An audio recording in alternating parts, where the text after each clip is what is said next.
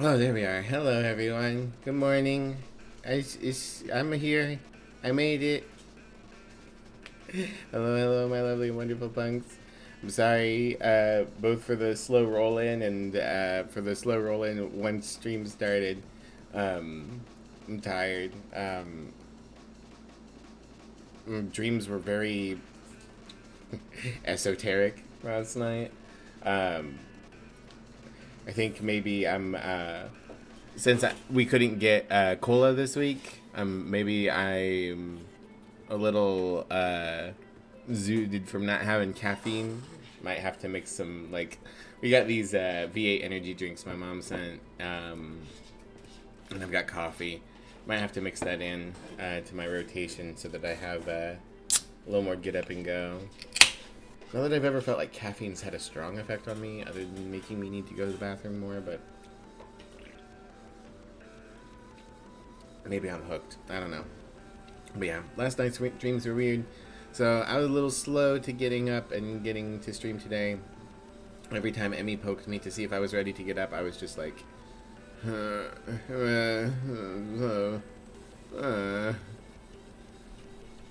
Normally I can at least say words, but this time I could not.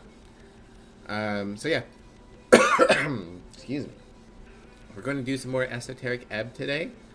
And then we're going to swap off tomorrow back to Graveyard Keeper. And we'll do 4 or 5 days of Graveyard Keeper, and then we'll swap back to Esoteric Ebb again. And we'll just keep going ping, ping, ping, back and forth until I beat one of those 2 games.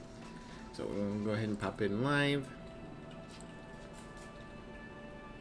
Thank you for the care package, Emmy. Hello, Sammy, you were first. Hello, Drag. Thank you for the shouty outy. You didn't need to do that. And thank you, between streams, Call Me Cookie. Gave me a follow. Cookie's great. I'm glad that I got a follow from her. Oh, you gnats. Alright.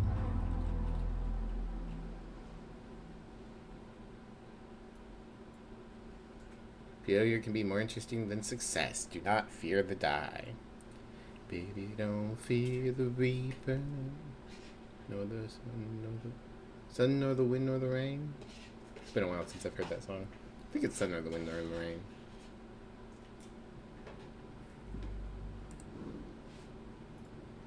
Alright, so we've been given a bedroom, which we are going to check out. But before we do stuff in the bedroom, I also looked up what the sleeping rules are like. So I don't ever have to sleep in the game. But if I don't long rest every night, I will get stacks of exhaustion, which make our dice rolls worse and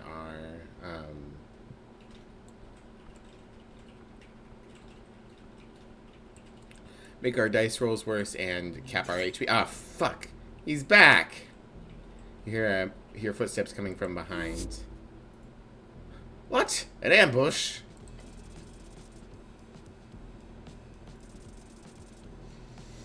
Oh, I almost got first. Alone. They were waiting for Snell to leave. Wait! Magical dagger aimed at your chest. Huh? It lands. Ooh, he rolled minimum damage though. Piercing the chainmail. Seal onto flesh. That bastard's trying to kill you!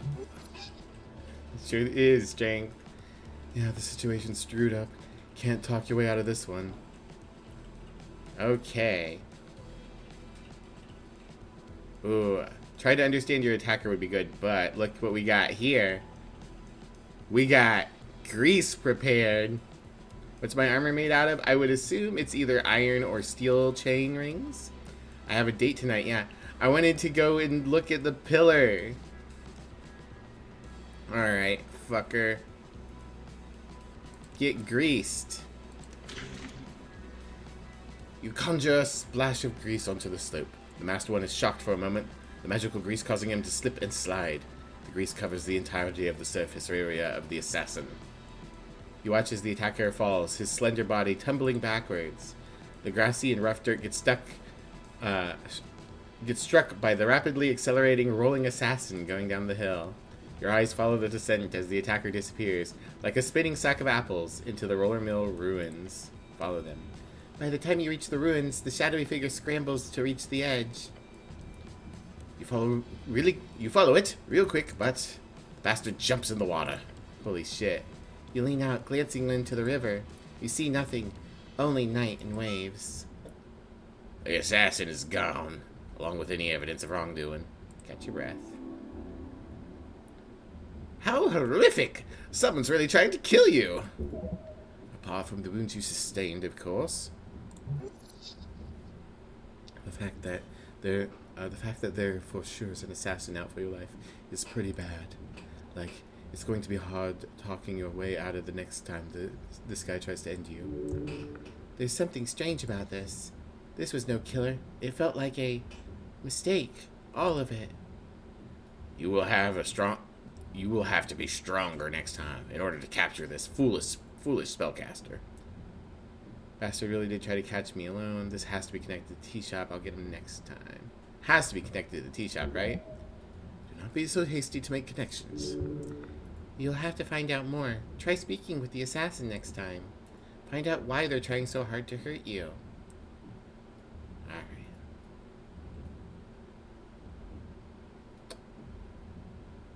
Bastard really did try to catch me off guard and alone. Yeah, he's clearly a coward. Not that a goblin would be able to do much, of course. You miss Snell. I miss Snell. I'll get him next time. Good attitude. Hey, you can try. Poor dexterity, currently at a rating of 4. Maybe paper, possibly. Alright, the cult thingy got updated. Where is that? Here it is.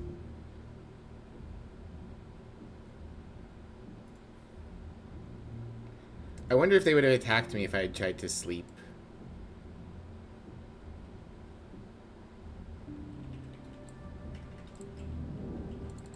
Alright. So.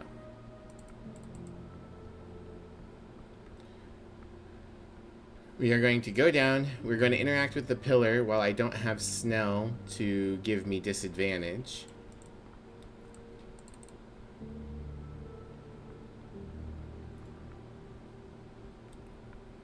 And then after that, we're going to... No, I want to click on the question mark. There's an esoteric effect in place here, stopping rainwater. Interesting. I'm going to predict that I'll be attacked again, probably. Did I finish this? There's still a little bit in here.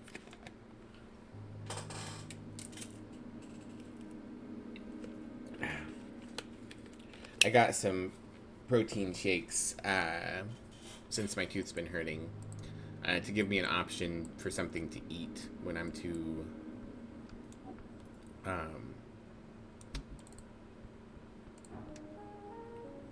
when it's too sensitive, because I can just drink without having to chew, which has mostly been first thing in the morning. I don't know exactly what's up. But anymore, at least for the past like 5 or 6 days, it hurts if I like directly have something hot, cold, or sweet right on the spot. But other than that, it doesn't really hurt, except when I go to sleep and when I wake up throughout the night and day, and when I'm first up in the morning. Something about being horizontal makes it hurt a lot.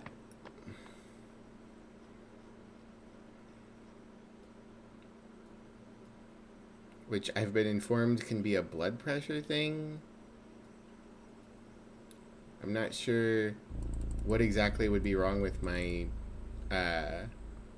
tooth where blood pressure would be the main factor on whether it hurts or not, but alright. Pillar.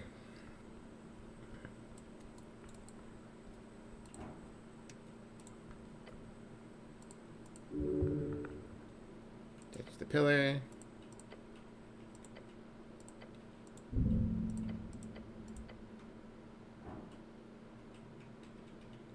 Hold on. Actually, inventory. I've got some strength items, don't I? Yeah. I'm gonna want my bow back, but I can equip my broken sword, and I can equip. I thought I had another thing that ups strength. Is it the bucket hat?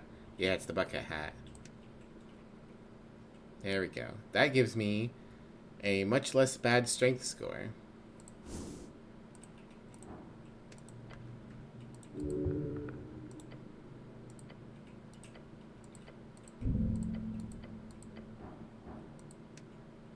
Alright, spinning a shard of joy. Try feeling it. No! Ah, come on! Gonna try again. Use up another shard of joy. I really want the pillar to work.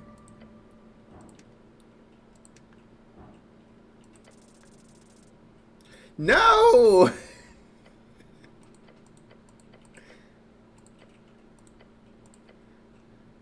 Oh my goodness. Skunk is weak. Where are my muscles? I've got a sword.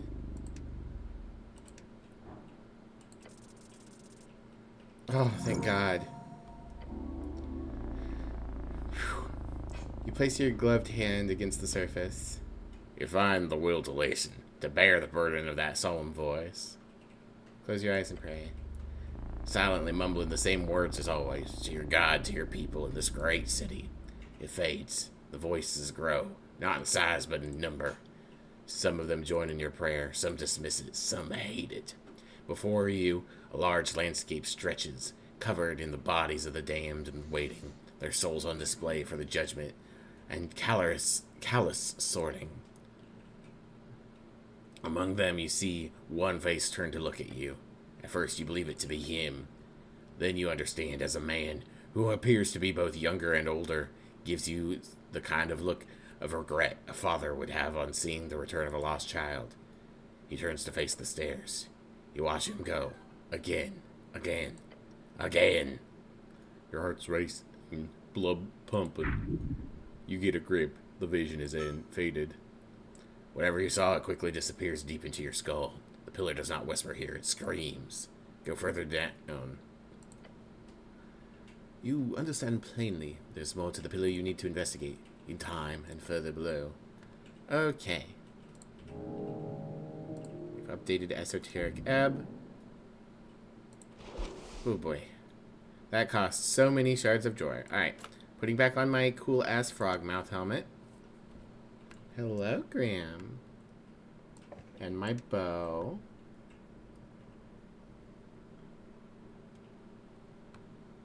At least between the bow and the immovable rod, my dexterity stays at only a -2.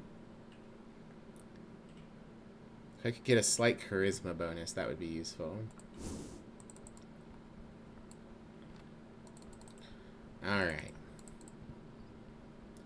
So, now... I'm trying to think, is there anything else I want to do without Snell? I don't think so. I think that was the main thing.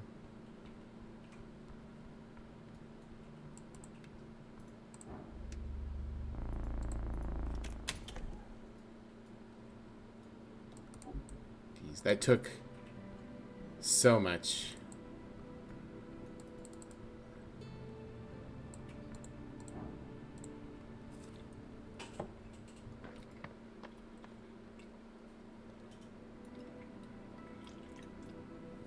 Alright. This way.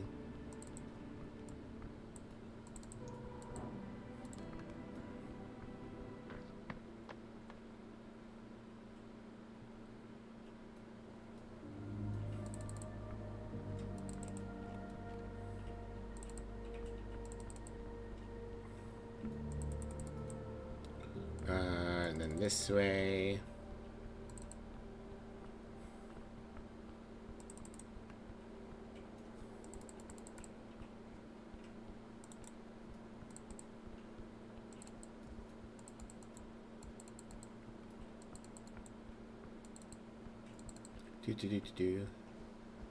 Alright. In we go. We'll check the things around the room, and then we'll head out at, or we'll go to sleep at 1 a.m. and wake up at 9 a.m.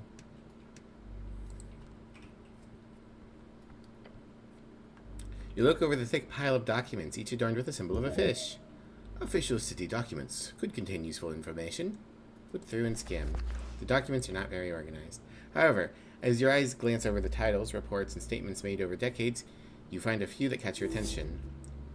Sweeping your gaze over the pile, you very much realize how fast you'd have to be to get this done in a decent amount of time. Just lifting the ledgers one by one gives you a strong feeling of not wanting to do this right now. Go quest instead. The person you wanted to talk, you talked to the angel about that was available after midnight, that was at the very end of the last stream, Jag. He's the one who gave us the key to this tower. We've gone and talked to him. He was basically trying to muscle us like, you work for me kind of deal, and we managed to successfully make the check to tell him, we're going to work for ourselves, and we need access to the tea shop. That's what you get for lurking from the start of stream until Yarnies. Yeah, that's all good. Yeah, we managed to do that. I promise. You also missed us flirting with the Sphinx. That was a significant part of last time. The older files. Focus on the oldest. That's where you'll find interesting perspectives. Obviously, just look for any mention of the tea shop. However, be careful. Each attempt to analyze a document will take time out of your day. Oof. Look at the top documents labeled Asgulls. Spend 90 minutes. What about the old ledger? Undercoast expansion efforts, 2 hours. Let's check the short report entitled Tolstad Tea Shop Fire, 30 minutes. Okay, well, that's all a massive amount of time sink. Oop. Bless. Hashtag. What does bless do in this game? You bless yourself with divine guidance. For the duration, you gain a D4 to all ability checks. Up to 1 hour. That's pretty good. Just apply bless before conversing with someone new or something like that. Glorious shrine to the one and only Earth. That's so I can do my prayers. Copper calendar. Let's look at that. On the wall, you see a classic copper calendar. Most households in Norvik have one. Your mom had one that would glow on birthdays. It's spinning ever so slowly. The outer wheel moves one full step every day. The middle wheel moves every month, and the inner moves every year. This one seems special. It keeps track of both the seasons of Ascan, Reeds, and Vorgeni, as well as all major Earthfolk holidays. Seasons. Each band has its own rules for the changing seasons. On the specific days, the weather is supposed to change drastically and immediately, but you have not experienced such a switch in your lifetime. Interesting. What day is it? When's the election? What's the current month? What year is it? Look closer at the seasons marked. Check out the holidays. Look for the marking that says Founding of Norvik. Or think, fuck, it's your favorite skunk? Yeah, I'm here to entertain you. Watch me dance and bounce about such that I entertain you during these trepid times. Trepid? Is that a word? Trepidatious? Don't bounce too much. We don't want you hurting your back. I smack myself in the face. Get 2 black eyes. How you doing, Specs? I hope you're doing all right.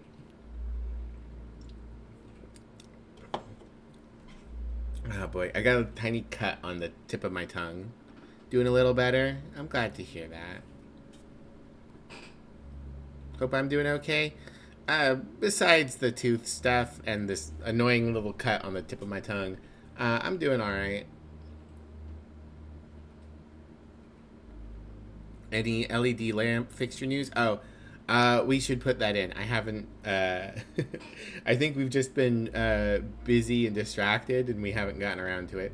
We need to put it in. We also need to put in, there's a inconsistent leak under our sink. I took apart the pipes like a month ago because the sink was so stopped up, and removed a bunch of nasty gunk to get it flowing again. But now that it's flowing again, I think the rubber gasket has decayed with age, so it's not a tight seal anymore. And it's possible also that the pipes are just not quite tight enough. So we'll get them both fixed eventually. Unfortunately, that LED light is our kitchen light, so it's been annoying because, you know, go in there to get a snack, reflexively flip the switch, and get, like, because what's happening is half of them are working fine, and the other half are going flick, flick, flick, flick, flick, flick, flick, flick, flick, flick, flick. So we go in there and we flashbang ourselves. I have to turn it off and go put the... we've got one of those, like, shitty dim lights over the sink for, like, if a mother were to wash dishes late in the evening sort of deal. So we've had to do everything with that. Fortunately, since it's summer, it's bright enough that it's not interfering with cooking, unless it's, like, raining outside. So let's check out the holidays. We look at the various holidays marked on the copper plate. Gorgoni, Earth's Passing, 7th. Earth's Passing. Drink and feasting with family and friends, mostly used to ignore the darkness of winter outside. Felteni, Fast of Tuk. Fast of Tuk. In remembrance of the tribulations of the Earthfolk, back in Old Dimenor, a feast is held. Most devout would abstain from sustenance for 36 hours in preparation. March, Great Migration, the 5th. Great Migration, the day the Earthfolk arrived at the Ascani shores for the first time, often celebrated by cleaning and preparing boats for the first breaking of the ice. But since it's no longer as cold as it used to be in March, people often head out on fishing trips to celebrate. Bilton, Blood Night, the 1st, and 7th Silence, the 7th. Blood Night, a solemn holiday, usually spent visiting graves of loved ones, especially fallen soldiers. Each day of the week, you're supposed to pray for a different fallen soldier. I think this might... It's hard to know when I've failed a secret check. I'm pretty sure this is a secret check that I failed. This might also be one. Thissy, River Run, Giant's Crown. River Run, Norvikian holiday celebrated at the start of summer. Traditionally, a bike race is held along the River Torna each year. River Run.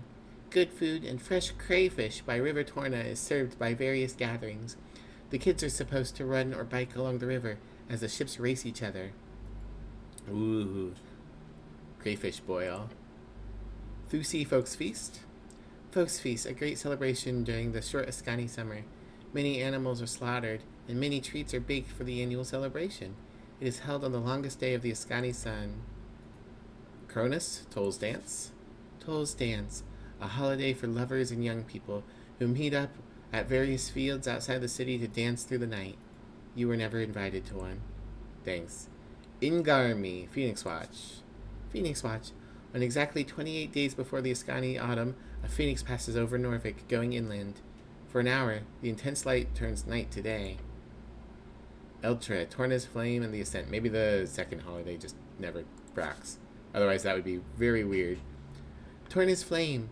To hold the darkness of autumn at bay, a great bonfire is placed on the top of a longship and lit on fire in Norvik. It is then sailed north on River Torna, where it is relit in every major settlement during the coming weeks. And Sumil, Robe Light Night. Robe Light Night. Before the eternal darkness and intense cold of Ascani winter begins, a group of women are selected in Norvik to perform a series of chants on the banks of the River Torna.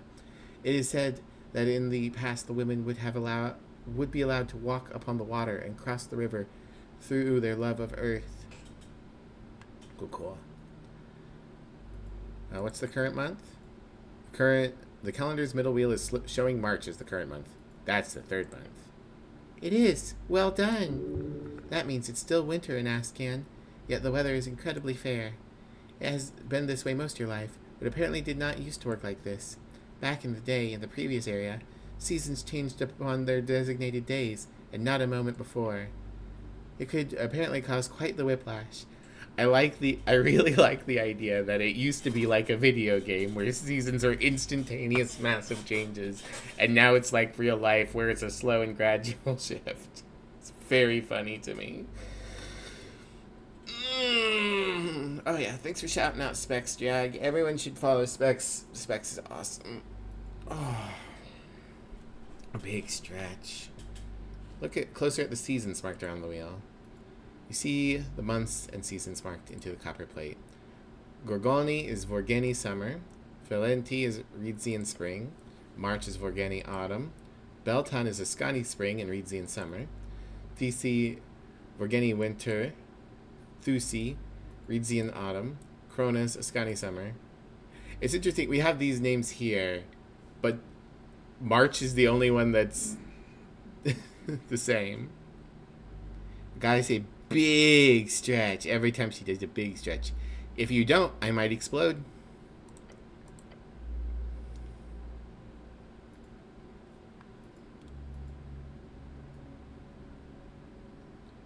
My birthday is on the 13th of Cronus. It is! Thank you, Wisdom. Okay, neat. Alright, bedtime. There it goes. First day on the job. Before you lies the bedroll. Can I go to sleep now? Why do I have to sleep? No, really, what is this thing? No, let's go ahead. Let's take our long rest. Staying within the confines of the guard tower, you successfully spend 8 hours on your long rest. No need to roll any encounters. You've had enough for one adventuring day. Now, let's see. As for those youngsters, brave of you to rush in like that. Lots of radicals on the streets these days. Ooh, we're going to get a little recap. Modisa and Royo seem like they've been at war for quite some time. Maybe this won't be the last you see of them.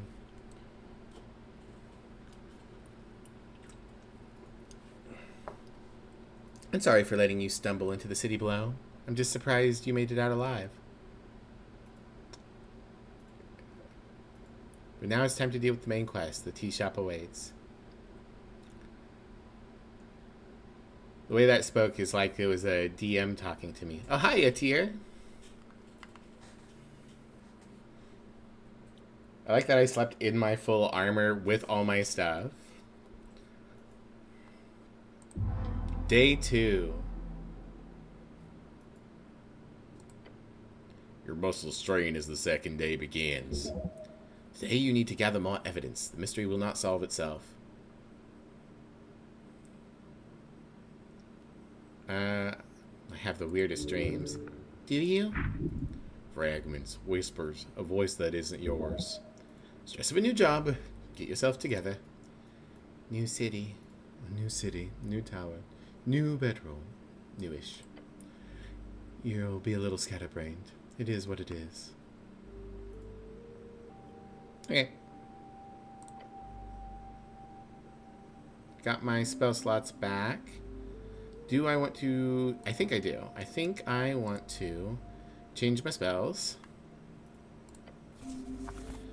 Alright. I can prepare 6 spells. I think that's everything I've got.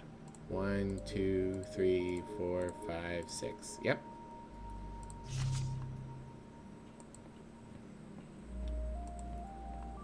Morning, Atir.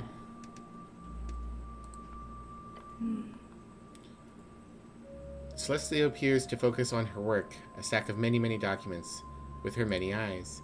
There's no acknowledgement of your presence in her many, many eyes. She is avoiding eye contact in an effort to avoid conversation. None of them are looking at you? What are the odds? I am busy. Busy with what? Notes. You need help with that? I do not require assistance, cleric.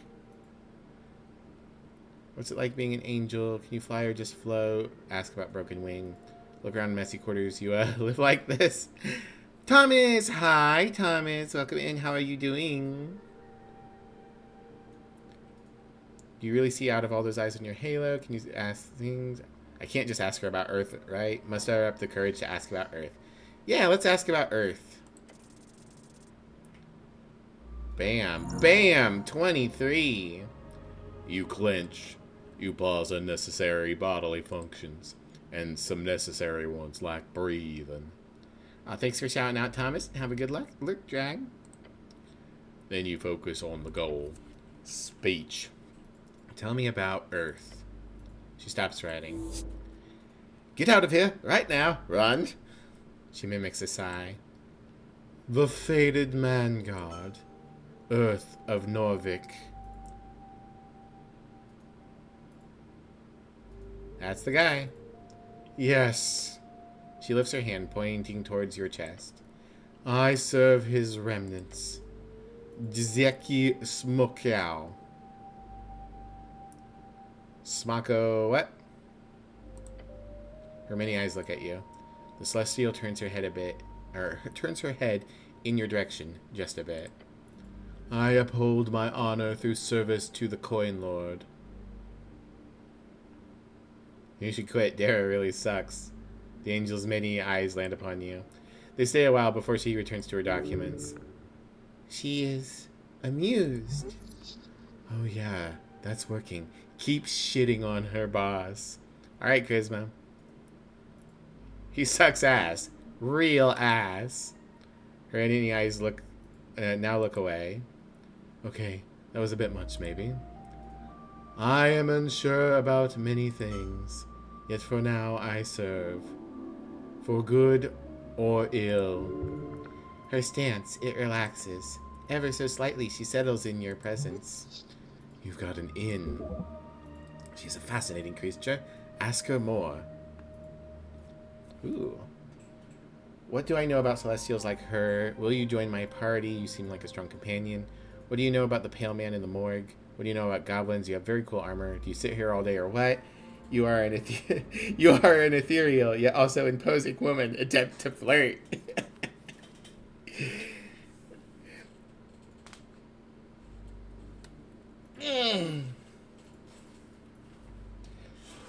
We're going to pull a Nobby Knobs where we're such a pathetic man that the only women we flirt with are the absolute bombshells that everyone else is too afraid to flirt with.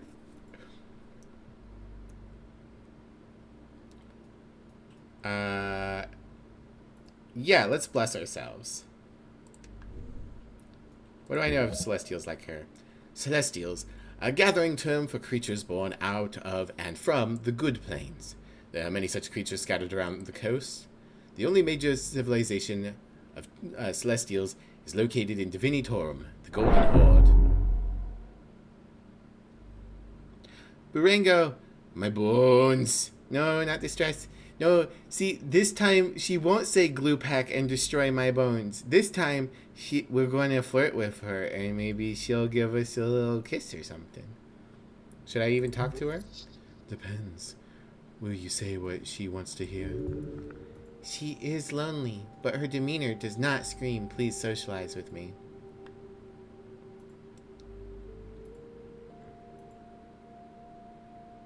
Ahem. No, not glue pack. Ah, my bones. Ah. Bleh.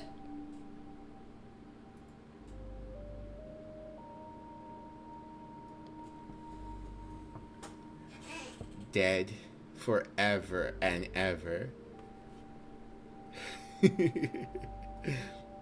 You have very cool armor. Thank you. She is welcome. She has practiced the formal way of answering a compliment because in her culture, one does not do such things. No, none of these are great options. I'm going to stare at her. She keeps working. Okay, cool. What do you know about the Pale Man in the morgue? She closes the book floating before her. Avoid that creature. There is a darkness there. Her halo spins erratically for a moment. I have been told not to interfere. He's too powerful. You should serve him instead. Both with the mortician and his helpers. The Pale Man's reputation is insane. What the hell is he? Something's certainly off about him.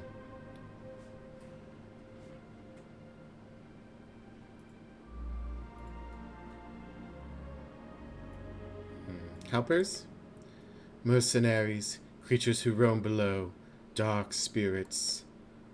They are unofficially sanctioned. None opposes their presence, for Viskin keeps them in line. Another reason not to get in Viskin's way.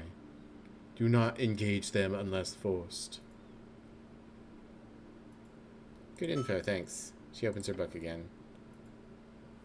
I'm gonna spook the skunk now. Ah! No, don't scare me. Ah!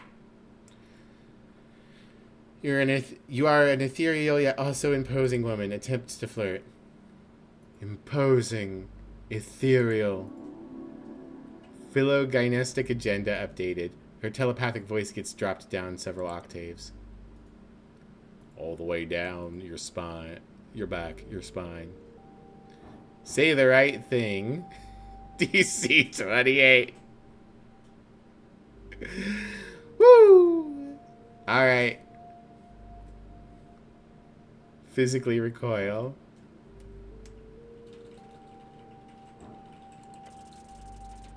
Nope. Why are you doing this to yourself? You feel as if the world is against you. This woman, she's simply too powerful, isn't she? Like, as pertains to planes of existence, yours is in a different league from hers. The type of crush the type to crush you like an insect, and yet you're trying to win her favor? Nah, not today. You have no idea what to say. Maybe tomorrow, if you're real lucky. Oh, yeah. Oh, indeed. This is what happens if you try to speak with a woman. You might as well just turn to dust. Dust? That's... You do not need to fight so much. Do you remember what she told you? The day she ran into the crowd with that scowl on her face? Oh no, I have an X in this game too! No! The way the letters are shaking, yeah. Oh no. Myron. It didn't start out violent, and an oppressed mass gathered on that day. It was not an Asgalist thing. There was no real Asgalism in those days, not with the human workers at least. 500 textile workers, mostly women, marching the streets in protest of horrendous working conditions. A powder keg, set off by the latest indignity thrust upon them by the factory owners. A mass of unseen skilled labor, spawned out of cheap generators. They did not even employ any wizards to maintain the magic. Normally, these invisible esoteric spirits would not be able to handle the workload of the average textile seamstress, but the simplification of some of the machinery made it possible. The women who lost their livelihoods were screaming in the streets, as is only natural. The Luddites! 4 years earlier, the Bone Purge made it clear esoteric production was not the lifeblood of Norvik, and considering the dramatic failure of Arcanist methods in the last century, most people agreed on this point. Alas, greed knows no boundaries. Myron brought me there. She did. That girl did not think about anything but the egalitarian dream. Huffed up on green pamphlets and green books, she shared that dream with you, along with the rest of the group of outcasts. You and a handful of other activists of the youth held signs, chanted dwarven songs, and held the line as the fascists rolled in. I was young. I didn't know any better. As the Earthguard peacekeepers pushed into the crowd, bulky Pt5s breaking bones and dislocating jaws, the group scattered. One by one, these outcasts left to live in the system, instead of attempting to smash it with an adamantine hammer. I left, didn't I, right? Ah, shit, I stayed behind like an idiot. That's more me. I stayed behind like an idiot. You stood by your principles. Or, you stood by her principles. She had a lot of those. When the bricks began to fly, it was far too late to back out. The roaring crowd surrounded, the batons pelting, the mass crying. The state won. That was the last time you saw Myron. Myron, former leader and founder of the Asgal Youth, currently the only female foreman among the Norvik Asgal Council. May she rest in peace. What? She did not die. Oh. Last you heard, she was leading the Asgalian Front. She's the only female foreperson.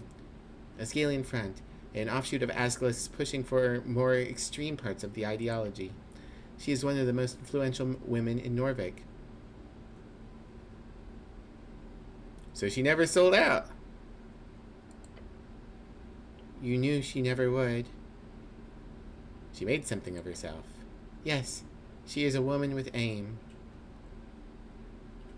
Ah, that somehow feels worse. It's a complicated feeling. One you must keep thinking about until the end of your days. Why do I miss her? She didn't give a damn about me. Because the first feeling is always the strongest. The rest are felt with cushions around the heart. Etir is still looking at you. You meet her gaze. Perhaps you should rethink your methods here. This whole flirting thing. You can try again later. Right now, just chill, okay? Well, I didn't expect to have an existential crisis the second time I tried to flirt with a woman, but definitely stress. My bones. Will you join my party? You seem like a strong companion. No, I am busy, cleric. If you play your cards right, anything's possible. Disappointed. Highly disappointed. Have a good day, Etir. Alright. Phylogynistic agenda. Women. They're everywhere. Your worth as a man is based only on the admiration you get from them. Your goal? Get a date. A real date. Good luck. Alright, Etir's nice, but my heart is set on the Sphinx.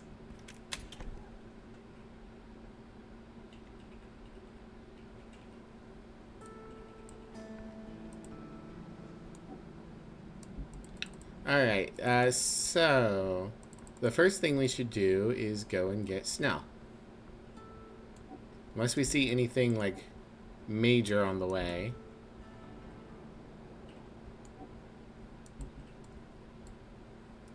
Oh hey, it's the bard. We can go talk to her in a minute, but let's get Snell.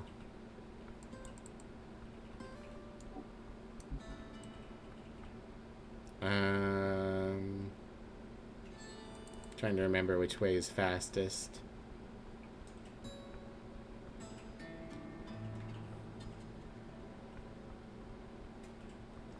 I can also freely enter the Phoenix's place at any time. I can talk to the Kibidi. Okay, I think if I take this route. Something asphyxiate. So true. Alright. Finished off that energy drink. Mushroom Lady's gone. I imagine a handful of characters have like a schedule. Whoops. Is it this way?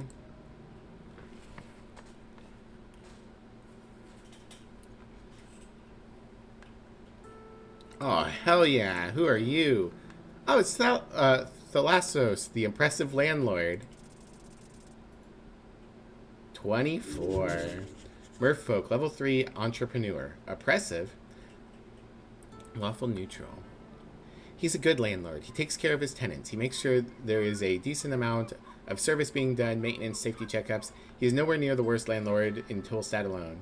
Yet he holds the key to shelter, one of the pillars in the hierarchy of needs.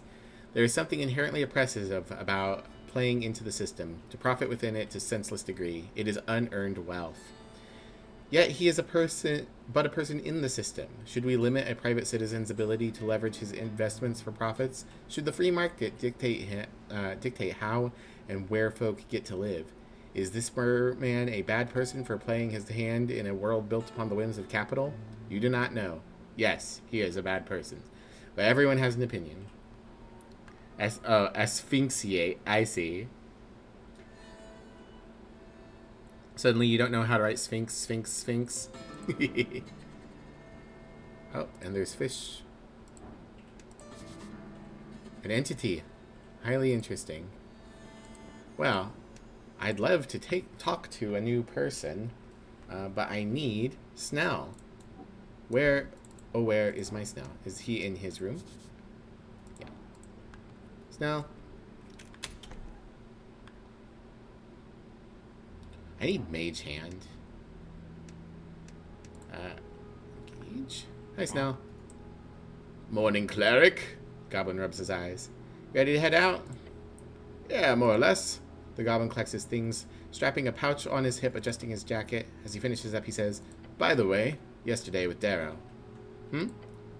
Thanks. Doesn't make much of a difference to people like him, but seeing you stand up to Darrow like that? Priceless. Everything is warm. Ah, now I've pissed myself. I only did what's right. I didn't do it for you. Anytime I hate his type. Anytime I hate his type. Oh yeah? What type? Human men! Ugh! Anyone higher than me in the hierarchy? Nobleman. Oh yeah, silver spoon in the mouth and thumb up his ass. What? Too much? Nah, it's funny. I just hadn't heard that expression before. Perfect. You learn something new every day. Oh boy. Finally, Snell puts a pouch inside his inner jacket pocket. Alright, I'm ready. Snell has joined the party. Alright.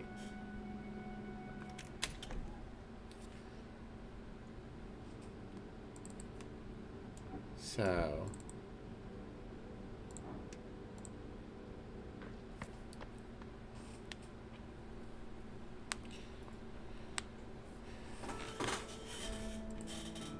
let's talk to him. Not now. Wow. What an asshole.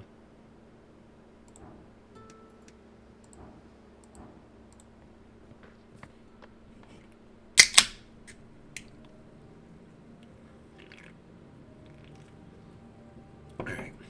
Now, we have access to the tea shop, but before I go to the tea shop, I'm going to head to the docks again. I think. And see if there's anything new there.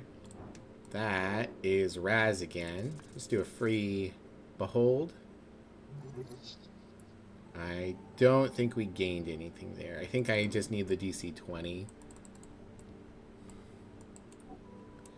I am interested in talking to the bard now that she's not occupied.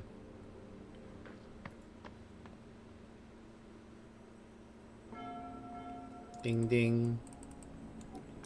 Right. When this opens, I'll be able to get my book back, but they won't be open for a while. Doing some roof repair. Oh. It's Ost. Hi, Ost. No fisherman, though. I guess I could he's looking for that milk, ain't he? Ost is standing on the street corner. Behind him are a large crate of milk bottles. Cleric, leave. Be gone. Is this the milk run? Yes. Cool. He growls. In an adorable way. Who's funding this operation? I am. Get from producer, then transport, then sell. It is milk run. It is big profit. So you're... No more questions. I am busy. So rude. So you're just hanging out down here? No. Go away. I will not talk to Cleric. Seems like he's not in the mood to talk. Obvious yes, halfway through. Snell glances at you then shrugs. Okay, bye. Oh, there's a hatch here. A goods hatch. Interesting. I think that was covered with barrels yesterday. So if I get by the griffin again, I might be able to get down to another part of the city. I think perhaps that was a locked door of sorts. Okay. But I'm not seeing anything here.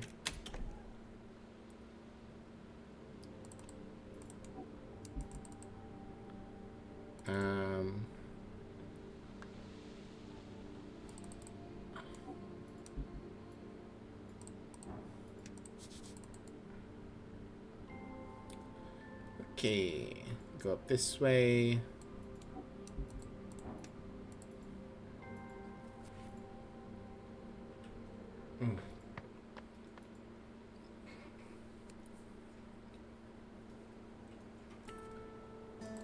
Now I could talk to the baby cat. Ah, they've been cleared out. I wonder if there was anything I was able to do to prevent that. Because I would have liked to prevent it, but I don't think I could. Because I needed paperwork from Darrow. Okay. Oof.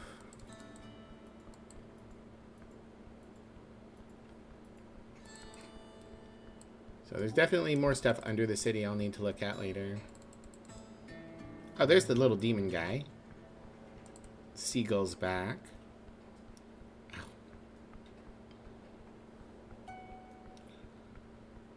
I'm gonna just run around real quick to see if there's anything else before I go into the tea shop. There's the Goblin Bard, who I'd like to talk to. We're also about to have an ad break. Theoretically, I could go talk to Darrow again.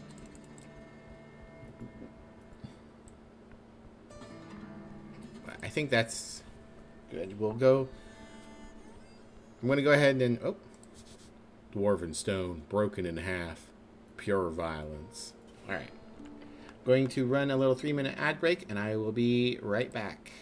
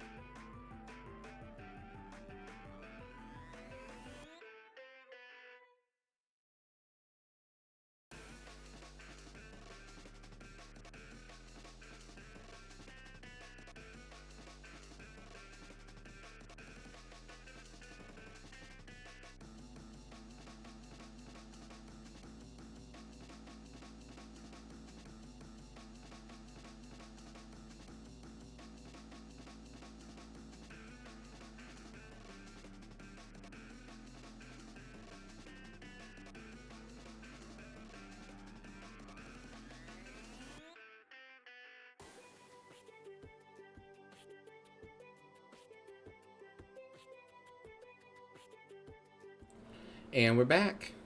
Also, I just now realized there's a big fucking gargoyle down here. That's probably notable. I don't know how I missed that. Let's talk to the bard first, though. You hear a tune dance on the cold Tuscany winds. Melancholy. A bitter reminder of a dream long lost. You see on the edge a goblin. She has a flower crown on top of her ruffled dark hair. She's playing an exotic instrument. For a goblin to produce such a melody. The song, you yearn for it. Well, let's listen for a bit then. Tummy likes the sound of it. I forget what voice I gave her. Oh, those poor few dreams wrought in zeal and doubt, shepherds brought far to western shores, our hearty cradled by gracious river, then should be blessed earth so cool and stout. ABCA, very interesting. Raise a city from ruin, a home from night. ABCAD. It's a very odd. I don't know how to sing this because I have no idea what kind of deal it's got going on. A second. Yeah.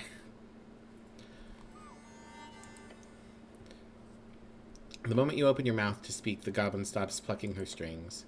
Ah! She stares at you with wide eyes. Hey! Hey! Her frustration is palpable. She was about to berate you, but stopped herself, afraid of the law. Hey. Hey, do I need to stop playing, or what? You're scaring her. There are no laws against public performance in the Tolstad district. No, it was a good song. Ah, thanks. The girl is suspicious of you. Understandable. You with this weirdo? She asks now. Something like that. He looks embarrassed. You feel sweat forming somewhere within your helmet. Your eyes are glued to her instrument. What are you, looking at? Her... That's not quite a sitar, is it? I'm not the most well-versed in musical instruments. You, what? The rhythm, the tone, the general noise of it. You truly yearn for music. But do you have what it takes? Is Constitution a bard? Careful, don't be awkward about it. Ask for a song. Yeah, there we go. Look at that, a 24. Demand it, but softly as to not overwhelm her. So no yelling? No yelling. Okay, squat down to her level. Huh? Whisper. Sing me a song, goblin. She carefully turns to face you with a blank expression. Lean even closer. Make it a good one. This isn't the sexy sphinx. Let's get back on that. I'm sorry, Sammy. You missed me flirting with the scary angel lady. And I had an emotional crisis. I don't normally take requests, she says, her face almost touching the front of your helmet. But I could make an exception. She plays a chord that gives you a deep sense of relief. She plays a chord that gives you a deep sense of relief. You're not sure where it's from, but you know you've heard it before. As she intensifies, the music takes over. Your body starts to move. Ah, yeah. Ah, yeah. Ah, yeah. Ah, yeah. We're grooving. We're schmooving. We're dancing. Hell yeah. Hell yeah. Look at us go. Is a scary angel a sphinx? No. Different. By the time she finishes, you feel energized, fresh, even free. Well, I didn't need that heal, but I'll take it. Your legs stop moving and the goblin glares at you. Thank you. You're welcome. She looks at you, the type of look that says, now will you leave me alone? Or will you please leave me alone, you strange, strange human? This poor girl does not want you to bother her. Maybe you shouldn't. What was that song? It's just an old folk tune. You've never heard it? No. People request it all the time. It's one of those gotta knows, you know?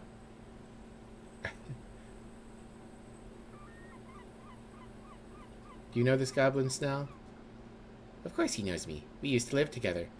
Oh, look at Snell with an imperceivable grin. Not like that. Same cluster, you know, like daycare. Goblins have very different family structures than humans. They sort of share responsibility over the kids instead of taking them on by themselves. So you're like brother and sister? She laughs. Not that close. More like distant cousins. Sure, something like that. Either way, we've got work to do. Same. Anything else you need? About your flower crown. Yeah? Goblin stares at you. What is it? Just some flowers I picked. Why do you ask? I want it! Give it to me! It's cool. I like it. Thank you. It took some time to bind them together. Why didn't you say the correct thing? Don't you want it? Breathe heavily and stare at it. I mean... You're here to talk to Lady Sageleaf, right? Nod hard. I owe her some money. Rent money. Can you ask her to give me an extension? I just need to play a decent gig, then I can pay her. You're in money trouble? Not too bad. I've been in worse. Maybe a week. Yes. Convince her to give me another week to pay, and I'll give you my flower crown. Then you've earned it. That sounds like a quest! Sphinx is better. Sphinx is love. Sphinx also has a drinking problem. We can fix her. So true. I mean, sure. Can you grant me this quest? I'd like to perform this quest for you. I might want to complete this task and or a quest for you. Can you grant me this quest? Okay. Good luck. A quest, but for some damn flowers? Yes, strength. Any quest is a good quest. I like what Strength's muscles are doing here. I don't know exactly what it's trying to evoke. I do like that it doesn't have the top of the head. But this gives me, like, military position. Like, standing at attention. Alright, I'm not going to ask her what she's voting in the election, because I might need the hit points later. That's all for now. Okay, bye. Let's go talk to this gargoyle and strange individual next to gargoyle.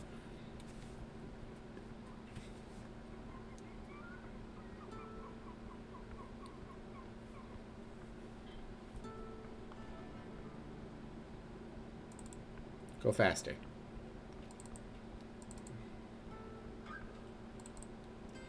Alright. Who do we have here? Oyogi. Kargameshian vendor. Well, my dexterity is shit, and I don't feel like swapping out my gear for the behold.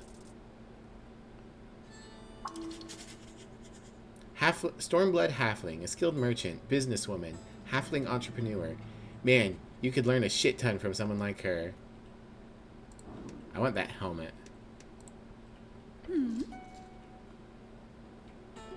Ah, interesting.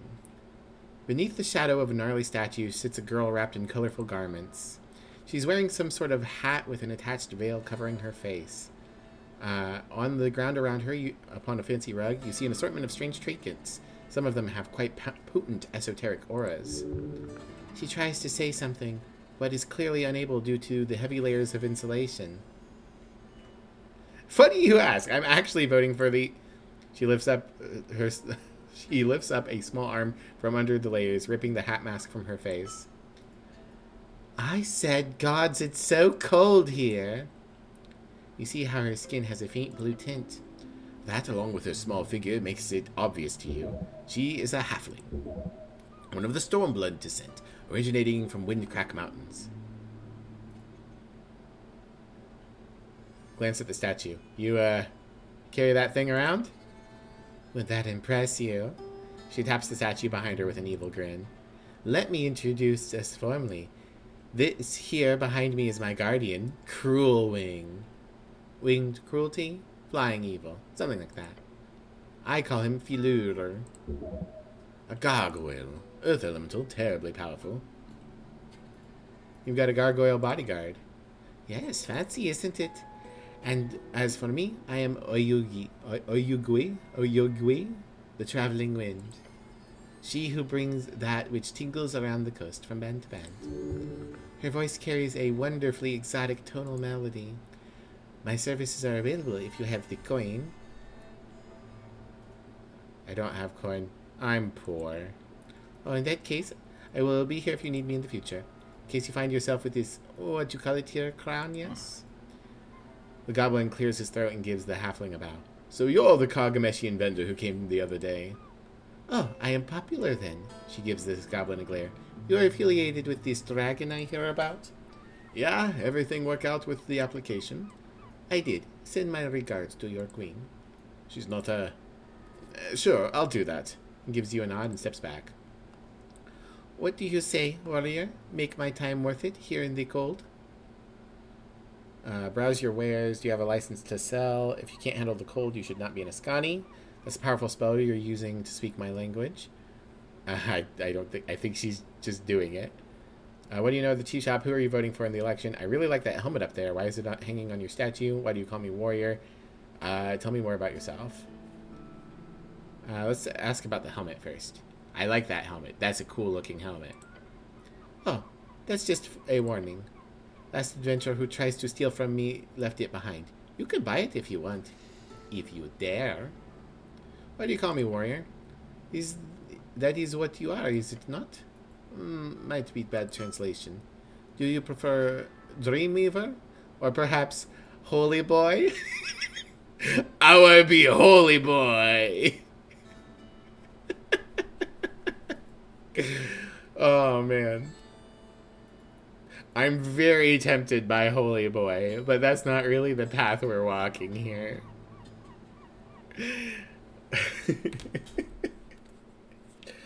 Ooh, Dreamweaver.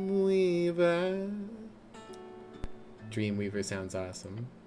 Well, it is very hard to say on my end, so I will stick with warrior. Damn, I want to be Holy Boy.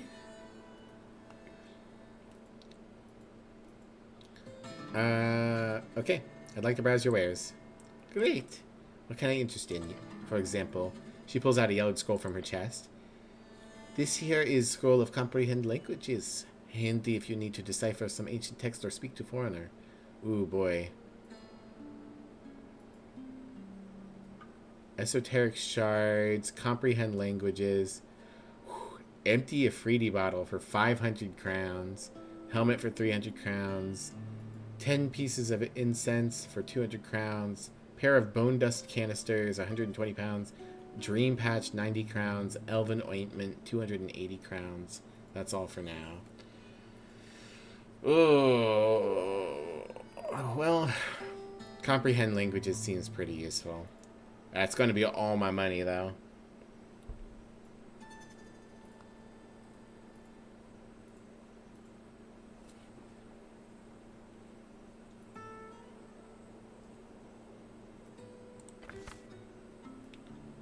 I would assume so, at such a great price. I apologize if the handwriting is a bit rough.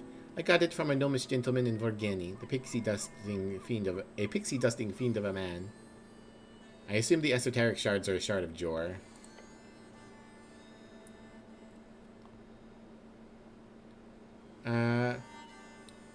What do you know about the tea shop? She looks to her right. Not in great condition. Okay. What about you, Snow? What do you know about the tea shop? He looks to his left. Yeah, it's fucked. She lets out a snorting laugh. I'm sorry. I do not believe that was translated correctly through my magic, she explains, and puts herself together. If your knowledge of Kagameshian etymology is accurate, then it was most likely translated something to akin to, I want to have sex with the tea shop. Sex. Dwarven for the number 6. Never stops being funny. Thanks, Charisma. Sex. Survival mechanism of all mortal folk. Sex. A beautiful union between those who carry the burden of life upon their souls. Anyway, I do not know much as to why it became this way. I arrived this afternoon, on the day it happened, you see. Okay. That's all I wanted to ask. Good and good luck. Tell me more about yourself.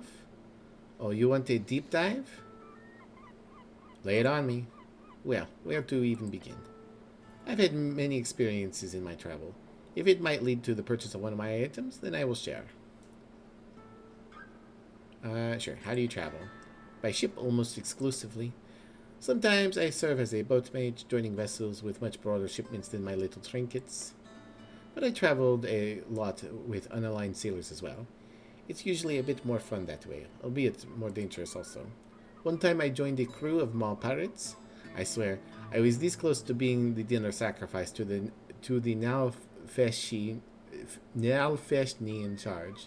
That's a kind of demon, or devil. I think Nalfeshni are devils? Can't recall. But when I used a powerful wind transmutation to save the ship from sinking in a rough storm, all of a sudden I was guest of honor. Wouldn't do it again. Ah, it is a demon. Demons make for the worst pirates. All chaos, no fun. Demon, a chaotic evil fiend. They are mostly bloodthirsty monsters and rage-hexed barbarians fallen out of Heishi. But some of the more civilized spawn do reign in the cities and realms surrounding the endless mall. Heishi, one of the 8 bands along the coast, means either growing maw or into the air in abyssal. A deeply cursed jungle, a hellscape filled with volcanic rivers, flesh-eating insects, and murderous plants. Once an elven sanctuary, now home to demonic warlords, tiefling cities, and celestial crusaders. Tiefling, a folk of demonic or devilish blood in their veins, often have features such as horns, tails, red or blue skin, and various esoteric abilities. Alright. That's all for now. Thank you, merchant. I'm sure there's a lot I can talk with her about, but for now... We approach the tea shop door once more. Right. Tea shop. So what's the plan, cleric? Clear your throat and speak the word. Cardamom poison. Saying the words immediately causes the nails to jump out of the planks. The blue aura of the arcane lock spell just fades away. Arcane lock. 2nd level abjuration spell. It locks entryways until it's dispelled. Costs a bit to cast, but once it's in place, it's quite a nuisance. They fall to the ground one after another. The goblin shakes his head. Cardamom? Your companion does not enjoy the taste of sweet, sweet cardamom. You don't like cardamom cake, Snell? He makes a disgruntled noise. I don't partake, cleric. Bless has expired. Beyond lies the ruined tea shop. You can smell it already. It's like you're looking into a burnt-out fireplace. The ash and cinder is all that remains. Goblin gives you a serious look. It's time, cleric. You get ready to step inside. Your body begins shivering. Death. This is death. The tea shop awaits.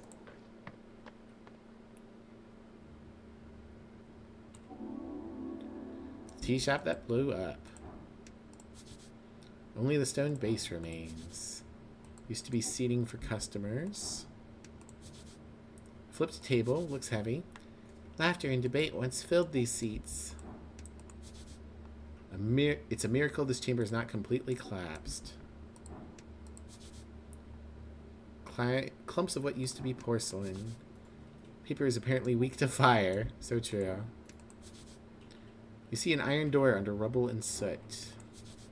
Broken table or shelf, Frame without a painting. That seems like it's probably a secret exit. We'll check things out. Along the walls you find a row of booths. Any textiles are obviously ruined, but the wood itself stands. Interesting. Your companion squats down and checks under the table. Yep, it's fucked under here too. Where should I look first? The left booth doesn't seem interesting. Snell checks the right one. Check the central booth. The center. Your stomach buzzes with the possibility. Magic is near. It contorts your innards. Strange. Your body reacts in a way your senses do not follow. The militia hose the whole place down, Snell says, while lifting a coal-like wood piece. Especially here in the front, it's all sludge. And it's going to be hard to find signs of anything. I'll just continue looking at this central booth, I guess. You focus on this particular booth, or what used to be. The textiles once draped over the seating have long turned to ash and charred along with the expensive wood. The stone table remains standing for now, scorched like dwarven architecture. Yeah, no, I'm not finding anything here. I'll check the other booth. He lifts his head and sniffs. Keep looking for now. But let's not waste too much time here. The row of booths are still there, still burnt to a crisp. Focus on the charred remains of the table. Look over the debris carefully. Snell is helping me look around. Okay, so as long as I don't roll a 1... Yeah. Lifting some of the wreckage, you spend 10 minutes searching around the crevice behind the booth. Until something catches your eye. Mish! Mish catches my eye. Hello, Mish. Thank you for the 100 bits. You didn't need to do that. You didn't need to do anything like that. Can I get somebody to shout out Mish Cosplay? Mish is cute and adorable and really cool. And you all should go and check her out. How you doing, Mish? How have you been? No? Oh, okay.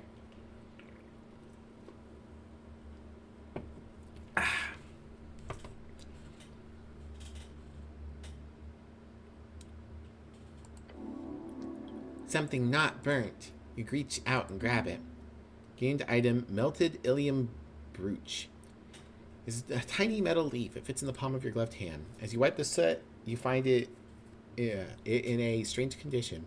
Its intricate design shows both value and style, but you feel a tangle down your arm. Esoterical. Tiny leaf fits in your palm, in the palm of your gloved hand. A magic item? The brooch is half melted. A magic item does not get destroyed like this. Not by anything but the most powerful of magic. It simply does not happen. This is a brooch designed by Illim hands. The religious leaders and nobility carry these. Found something. Oh? The goblin scoots over to you and looks at the tiny pin in your hand. Strange. Interesting. It kinda survived the fire. Bring it with. Show it to the old lady. Sure. He looks around. Let's focus somewhere else on here. Alright. Ooh, everything's updated. Yeah, because I have comprehend languages now. I have only 60 money left. Melted Illim brooch. A symbol of Illim carried only by those affiliated with her goddess. It has a minor magical aura around it. It is also half melted. Magic items do not so easily break. Interesting. 2 charisma, -1 wisdom, but advantage against elves. That's strong.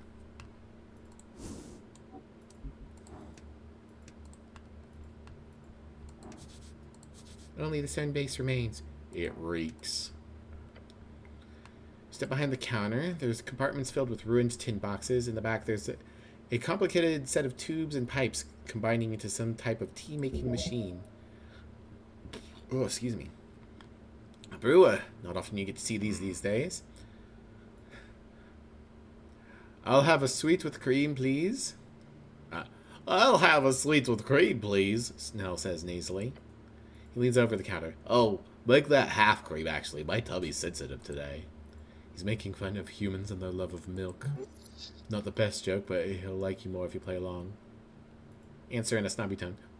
We only serve hill-sourced oat milk, sir.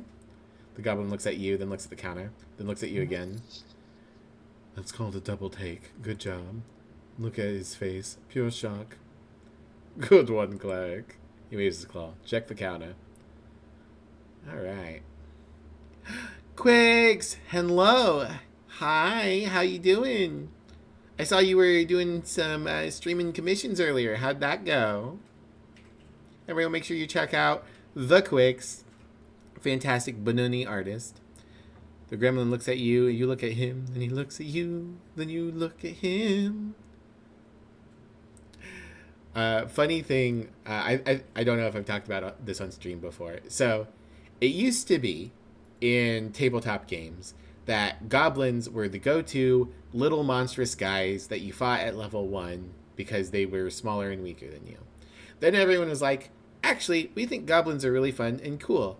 Let's make them a playable race. So, D&D and Paizo both were like, okay. Kobolds, little lizard people, they worship dragons, so they're clearly bad. You can go and fight kobolds to be the tiny little monster people. And everyone went, but they're cute, actually. Can we also play as kobolds? And I don't think D&D's had an answer for this since, but Paizo was like, fine. Gremlins. Gremlins are fairies that are evil and stupid, and they throw spiky balls at each other, and like they're mischievous, and you don't have to feel bad about killing them, because when you kill them, they just go back to the Fey realm. And gremlins, you can kill gremlins. And the player base has been like, can maybe we play as gremlins also? So gremlins are going to be a playable race in a book that'll be coming out later this year for Pathfinder 2e. You can't do it. You can't make a monstrous enough little guy to fight at level 1. There will always be someone who's like, but they're cute though. Kobolds are cute and dragons are hot. So true. Everyone wants to play a funny little guy. Yeah, everyone wants to be a little gremlin. Unlike video game RPGs where it's slimes. It was nice you did draw a bunny. Hell yeah. I guarantee you, if slimes were cuter in Pathfinder and D&D, people would want to play as slimes too. But all the slimes are faceless, which kind of helps create that barrier. People have been asking for a slime druid for a bit for Pathfinder, though, so. Or an archetype at the very least. If you make a funny little guy, someone will want to play it. Let's look over the machine. Pipes and levers melted, glass shattered. This is once a fine work of engineering. Check the copper chamber at the top. This is where you put the tea leaves. As you lean in, you don't see much beyond some burnt muck through the cracks, but you do smell something. It smells awful. An intense scent. Why does it smell like that? It contains something foul. You don't know what it is. You must go closer. Know the scent. Lean in closer. Come on, don't. Inhale the horrible smell. You smell the disgusting burnt muck through the gapes in your helm. It smells like disgusting burnt muck. Thank you, Wisdom. Bad. This is not good. You know this is bad. Ow! Ooh. What smells foul makes your nose stronger. Hey, Mazel.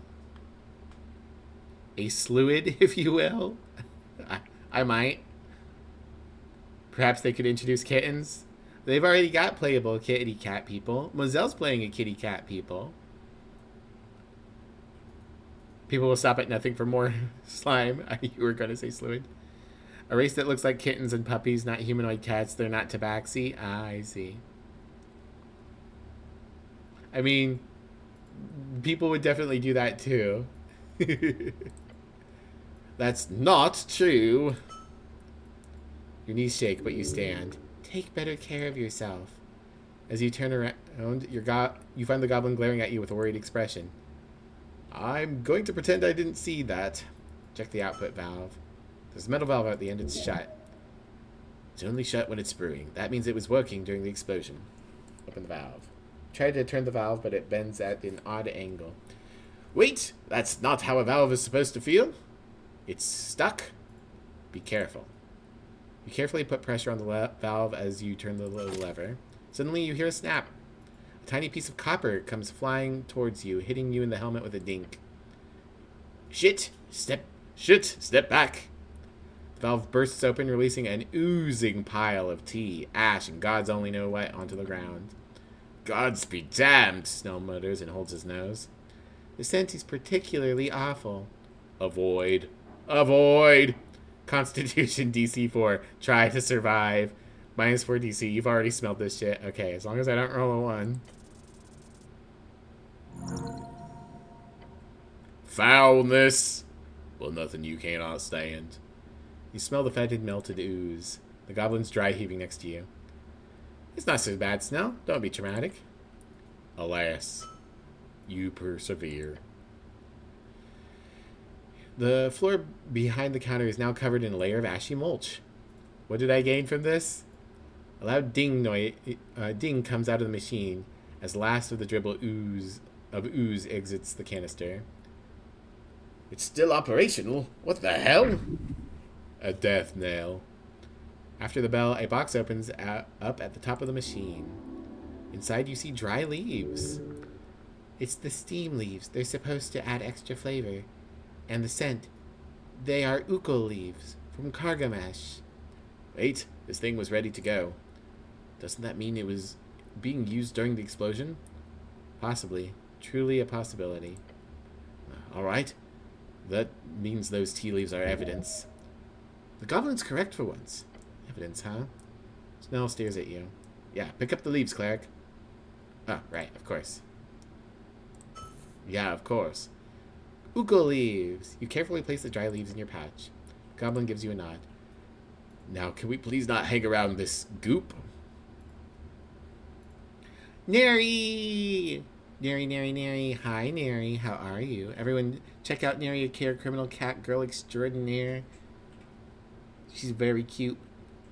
How's Tomodachi life been? Have I continued to cause chaos on your island? I can only hope. Why is my hair getting cut off? There we go. Nya, nya. It's been good? Awesome. Just a doorkeep. Doorkeeps are important. It's true. I appreciate you shouting people out for me, Drag. Alright. Oh, I forgot to check this. Etir, the angel working for Magistrate Dara, is your roommate during your investigation. You find her elusive yet intriguing, finding out more by performing the most difficult of techniques, speaking to her. The girls are scary. Making progress on the tea shop thing. Cool. You think I have a crush on Tamaya on your island? I don't know who that is, but hell yeah. Ukol leaves. Tea leaves from the tea shop charisma, or tea leaves from the tea shop machine was the last thing brewed before the explosion. Smells also awful. -3 charisma.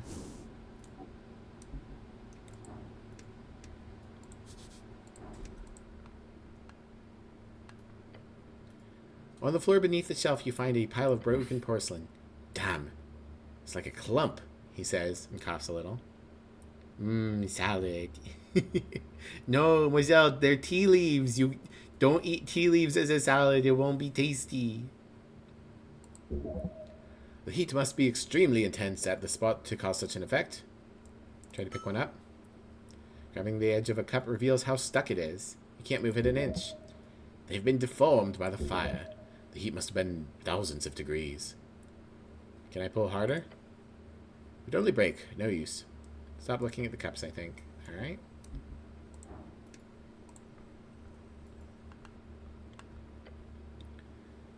The only not disintegrated thing in the central chamber is the stone slab. A table. It was once a stone table. Now it is as scorched as the rest of the tea shop. Maybe. Leave it alone. Your arms cannot carry this burden. Ah, yes, a table. It must have been flipped by the force of the explosion. Beneath. Everything is horrific beneath. Leave this for last if you're able. So whisper the strings in your ears. You want to flip the table? It's damn heavy, but maybe we could do it together. Even with snow, this is really heavy. There's something interesting here. However, make sure you look around first. Yeah, alright. Let's wait. How the hell is this place? How the hell is this place still standing? Whatever content once filled this chamber has been pushed up against the cracked walls. The dwarven masonry is damaged in various locations, and every single thing in the chamber is burnt. Incredible power. This is the center, but where exactly did the explosion originate from? The stony tiles, scorch marks, and general aesthetic make it look like a dragon's lair. Beware, beware. Death. Alright, check the debris, check the iron beams, check the ceiling. Localize the origin point. The seagull gave you some info. Arn saw blue flames. Alright, let's try...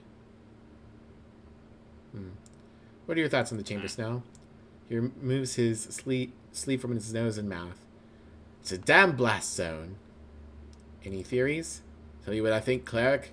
I think, and I'm fairly certain of this, that a very powerful fireball spell was cast right on the spot. Fireball, a third-level evocation spell. Causes fire to emerge at a given point, spreading within 20-foot radius, filling up the available space. Clearly. But look, I'm no expert. Talks like coward, or sounds like coward talk. Oof. Use salad leaves to make tea. Oof. I can't let you guys in the kitchen. Gonna relax for a bit? No worries, Thomas. Do your thing. But he has good intuition. Exactly how that would happen is confounding to me.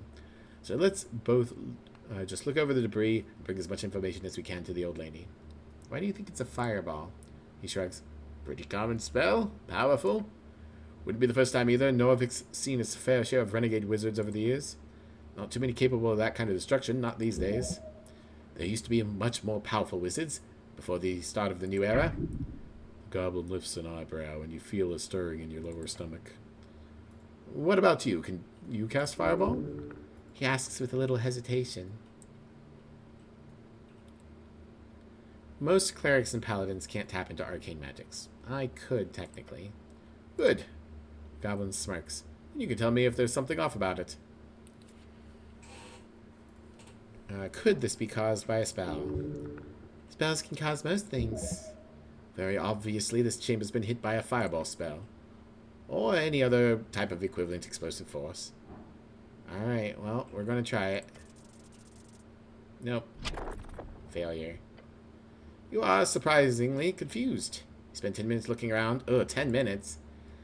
There's clearly damage in the area of the chamber, and the force obviously pushed everything towards the wall. But no matter where you look, there's no clear epicenter. Need more time on this. The goblin groans. Nothing? Alright, you can take a break or something. He's frustrated. There's more, far more. The fire spreading wildly all directions. The center is many.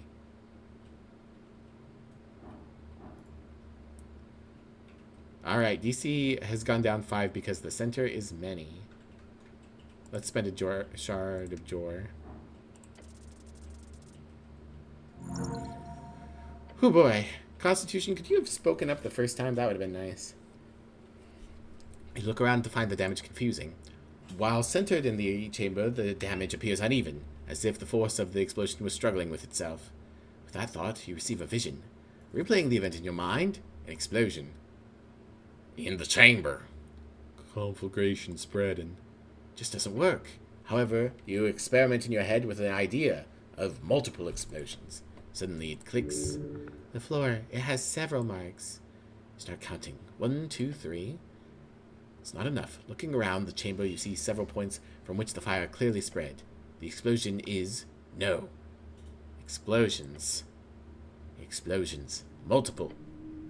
Your companion lifts his head from whatever scraps he was looking over. What did you say?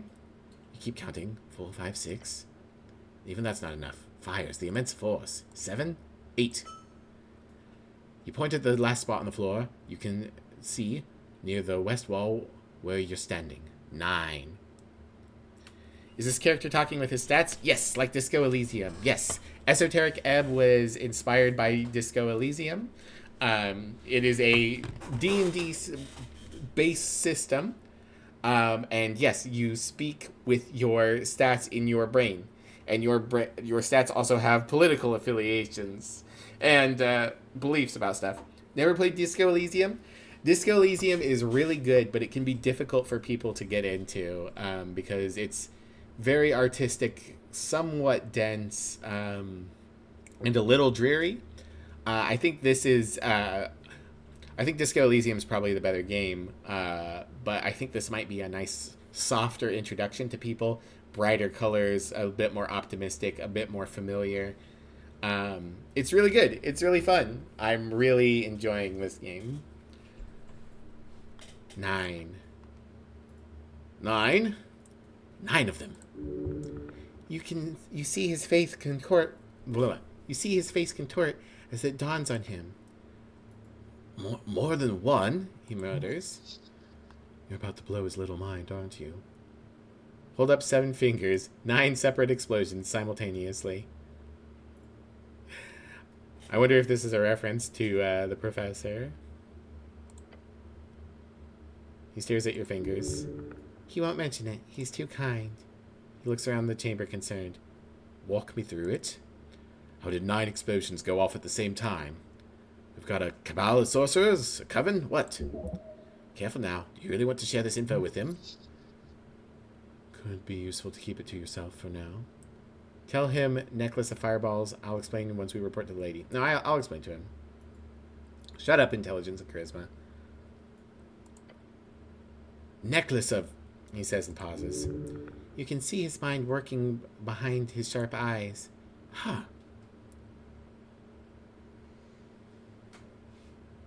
Mimic an explosion with your hands and say, boom. Like the assassination of Princess Ilana? Something like that. He nods and looks around at the destruction. The mass-produced shit they used in the Coast War. It wouldn't get close to this level of force.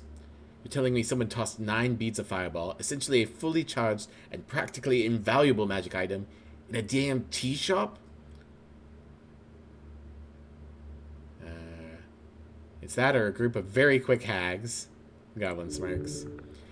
You've put the image of 9 old ladies scurrying out of a burning tea shop into his mind. He rubs his eyes. Well, shit! Another thing to report. Old lady's not going to believe it. Leave the rebel alone. Boop-a-doop-a-doop. Once there were shelves here filled with magazines. You've seen this type of construction before in other tea shops. Images of loud dwarves arguing over articles flash in your mind. The main draw of the tea shop is the available outlet of magazines. Pay for an expensive cup and get access to the latest stories. Win-win. Is there really nothing readable left? Why would there be? Paper burns quite easily. But what if? Sure, maybe you'll find a magically fire-immune newspaper or something. That's right. You have to take a proper look here before moving on. Great. Just great. Your eyes sweep over the ashy remains. Search for something. Anything. Among this mess, you notice something solid. Moving away a small piece of burnt magazine, you discover a paper completely unharmed by the flames. It's a bit dirty, but a quick shake reveals the title. The Undercommon. For fuck's sake. The paper's cursed, I tell you. We spent a fortnight fishing these bad boys out of the sewers last year. What kind of asshole thought a magically indestructible newspaper was a good idea? There's a faint tealish outline on the paper. Not quite glowing in the dark, but almost. The magical elven brooch was damaged, but not this. Immunity to fire damage sure is something, huh? Is it any good? Glance at the magazine. The zine? Nah, it's shit. Can't even be burnt? Nope, not even magic flame. Put the magazine away and look somewhere else. Is it in my inventory now? The Undercommon. A popular fanzine, shoddily printed and filled with letters, fan fiction, and reviews. It's essentially a collection of writing from various fans of local theater shows, musical artists, and nerdy activities. This issue seems to be full of info about LARPing, which is taking the youth by storm. The zine is infamous for accidentally releasing issues in an enchanted, indestructible paper. A legal battle is being fought over the difficulty of removing them from circulation. You cannot destroy this magazine no matter what you do. +1 intelligence, -1 constitution.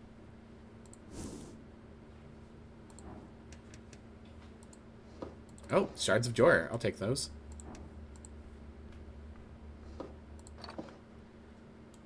Oh, yeah.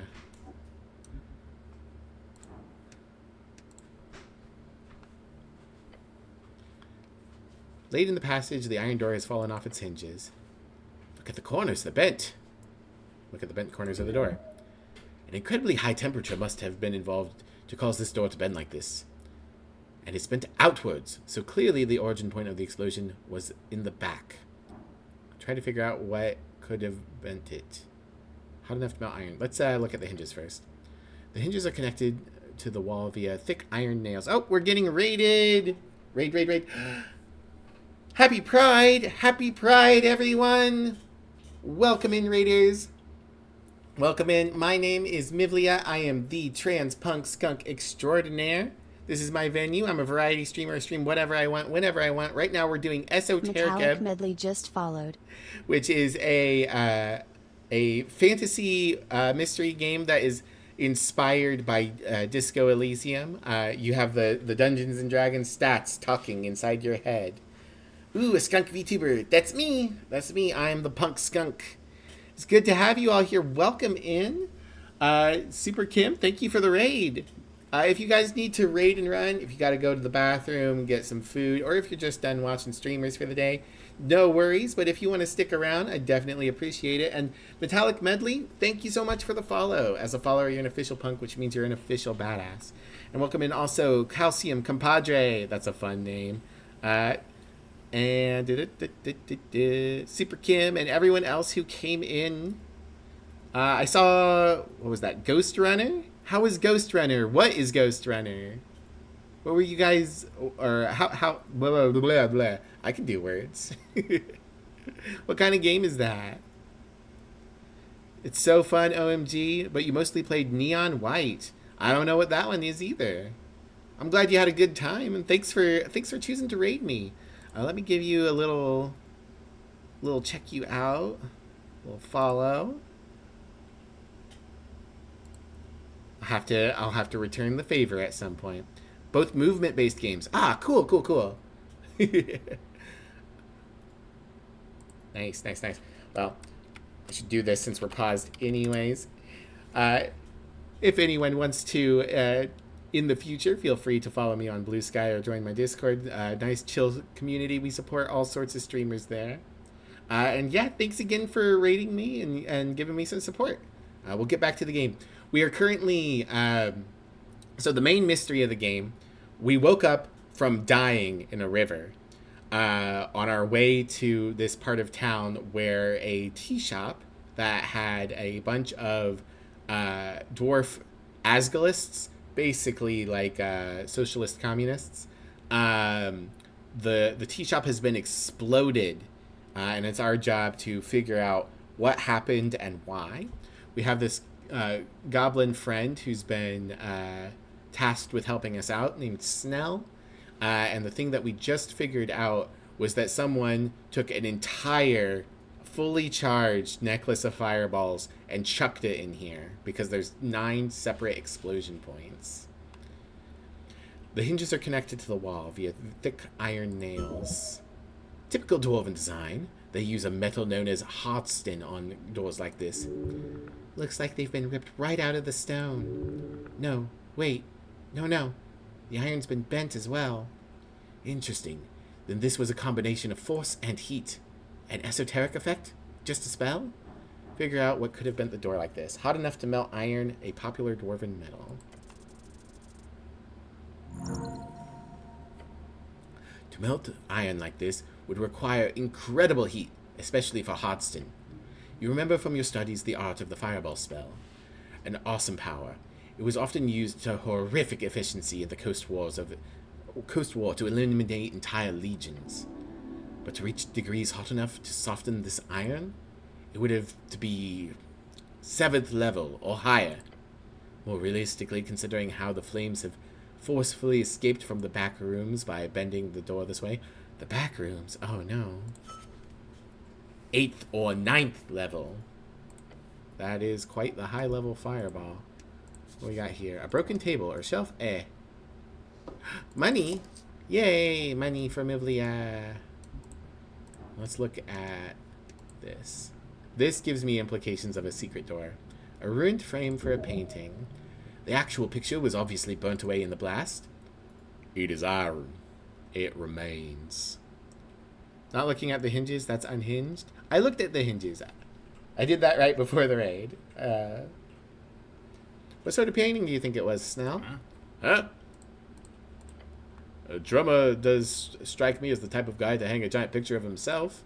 What do you think? Self-portrait sounds about right. Oh, no. I'm not saying the racism thing.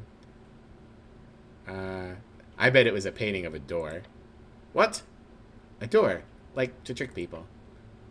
Trick people? They'd walk up to the wall and they'd go, "Hey, I can't grab the handle." The goblin stares at you. It'd be funny. Sure. Funny. Maybe we should keep looking for actual clues. Are you saying this burned painting's not a clue? Fuck it. Sure, it's a clue. He lets out a big sigh. Why not? Sad to see it ruined like this. Yes, it's a tragedy. All art is sacred.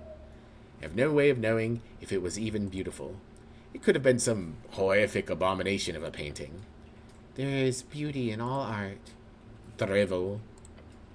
Such anti-canonical thought is exactly why art has lost its meaning. It most likely was just an LR. Who pays for actual art these days?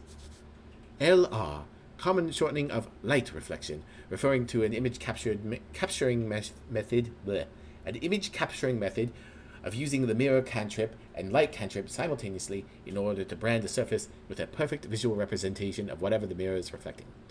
It's a popular and cheap alternative for paintings.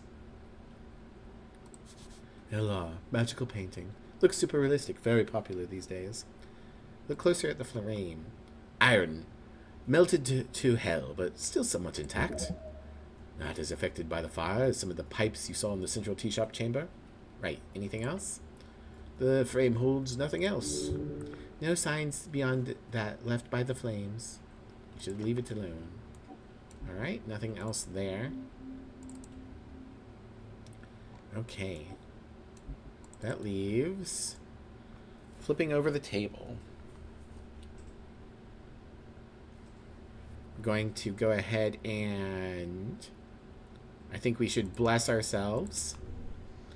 Then we should go into our inventory and re-equip our bucket helmet and our sword to give ourselves okay-ish strength. Not great, but okay-ish. I don't think there's anything else I can do to help myself at the moment. Here we go.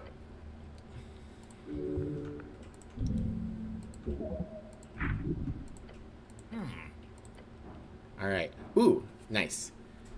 So the DC is 13. Plus 1d4, we're under the effect of Bless. Minus 2 DC, the seagull gave us some info. Minus 10 DC, you've checked the rest of the chamber. Advantage, Snell helps out, of course. Yeah, we did it. 1 second.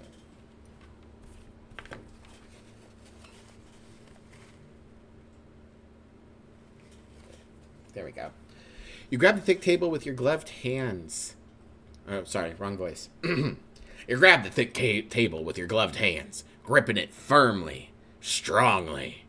Snell copies your movements. On 3. 1, 2, 3. Flip the table. Ooh, that's a dead guy.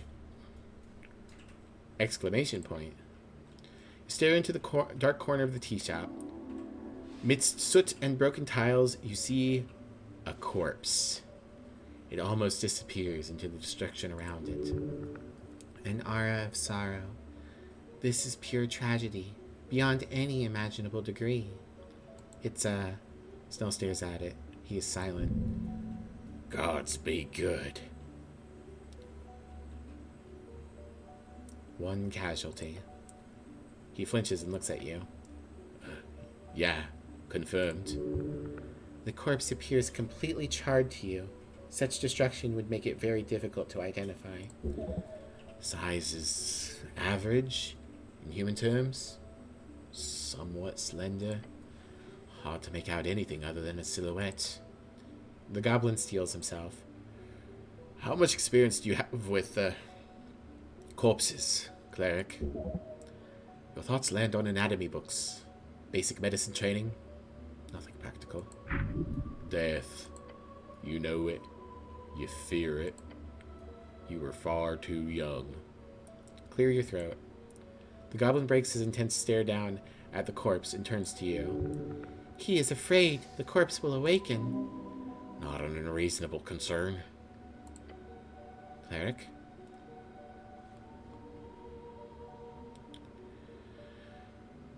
Not much. What about you? I'm no expert, but you know, part of the gig. Yeah, right. Like those dainty little claws have ever touched a corpse. A lie. He wants to seem more experienced than he is. We should do a preliminary checkup, just to scope out the scene. Then we'll transport it to the Lich House, I guess. Preliminary checkup, huh? Uh-huh. He's barely listening to you. I'll check the head. You check the hands or something. He is keeping a healthy distance. The goblin is afraid. He does not want to touch the corpse. You feel bad for him. You take a few careful steps up to it. Kneel down. Seeing it up close causes you to shake. Your flesh feels the flames. You share the bond of death. Focus on the hands. You see the left hand is half destroyed. Perhaps they landed on it. It could have shattered it in the fall if the source of the fire was instantaneous enough. Right hand is clenched near the victim's hip, holding something. A clue, of course. You've read stories like this. The victim always grips something important when they die. Looks like something brittle in the grip. Perhaps leave it for later. No, this is a bad idea unless you want to break that fist into 1,000 pieces. But hey, maybe you do. Pry it open carefully. No, leave it for later. For the best, yeah. The mortician will handle it. Look at the torso. The dark mass, once skin, now appears but a solid mass. Does not even smell. She was incinerated, fully, in an instant. The intense heat caused rapid muscle contraction, freezing the woman in place. She placed herself in this position, most likely to take cover from the explosion. Nothing but blackened, brittle carbon residue. However, you're quite certain this was a woman. A mortician will have to determine that. Whatever led her to this corner, it was quick. Woman, unknown age, she crawled up in this position moments before the explosion. She did not suffer. Got it. Good info. Leans in slightly closer. Too far to see anything. The poor goblin. Check out the head. Nothing much to see. Fire burned off everything. No pain. This was an instant destruction of mind and soul. You sense it by looking at the twisted husk of a person. It was a quick death. Gods be good. While charred beyond recognition, the skull itself is fairly intact. The mouth is intact. Good. Why is that good exactly? So you can have someone to talk to, of course. Speak with dead. It requires an intact mouth of the corpse to successfully mimic speech. Even in this condition, the corpse should be a valid target. Do I notice anything else? Good question. Looking for distinguishing features, you do notice something interesting. The ears. Ears? Ears? Look at them closely. Oh, we're getting raided again! Double raid! Hello, hello everybody! Oh, you're coming... Can I snooze? Why am I not getting my snoozes back, Twitch? Hello, Raiders. My name is Miblia. I am the Transpunk Skunk Extraordinaire. This is my venue. I'm a variety streamer. I stream whatever I want, whenever I want.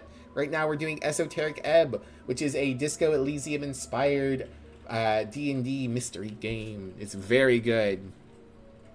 The Duster Devotion is here. More sawdust for Builder. Hello, Billy Bubble. Welcome in. Hi, Builder. It's always good to see you. How was Subnautica? Did you have fun? And thank you for the raid.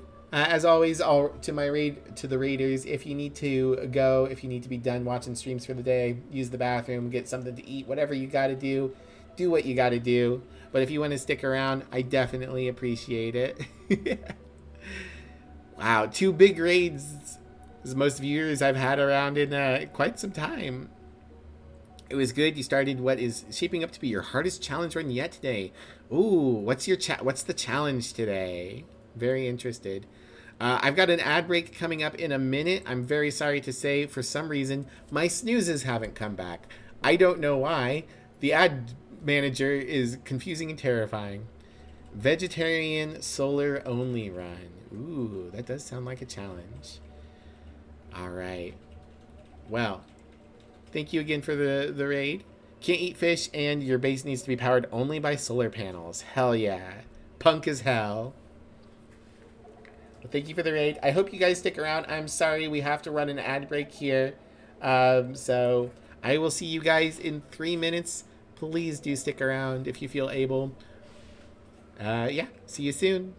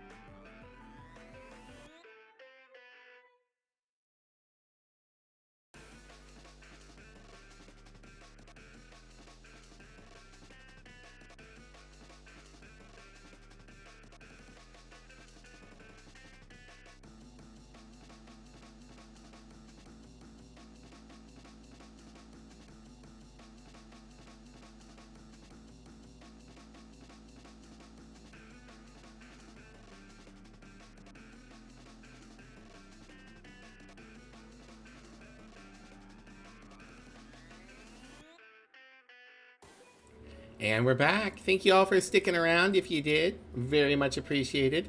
And have a good swim, Builder, if you stuck around. No worries about reading and running. You take care of you.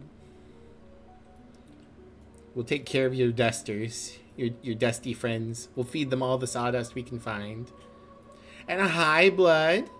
You actually left? You didn't leave. You arrived. You're not here either, Jack? Wow. How are you doing, Blood? Why are you eepy? It's because I took all your sleep. I took all your sleep so that I could add it to my boobs to make them bigger. It's mine now. It's good to see you, Blood. Alright, let's get back to this investigation. Ears? Look at the ears now. He squints. Barely there. What about them? Is the shape off to you? Well, yeah, because of the fire, unless you mean... He tilts his head. Oh. Oh. Despite barely keeping a recognizable form, what remains of the ears have a peculiar shape. They're sharp, pointy. Oh. Pointy ears. He looks around. There's only one humanoid creature on the coast with this body size and pointy ears.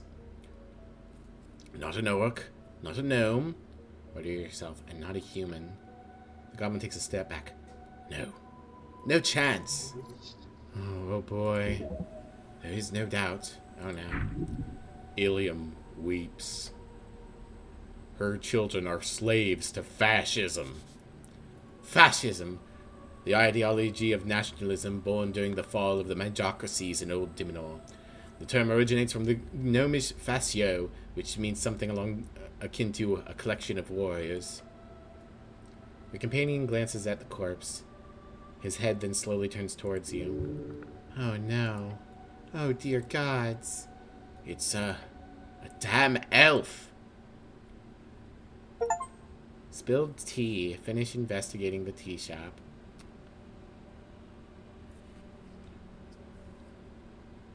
You're going to kick me in the butt. Also, why is this goblin serving cunt?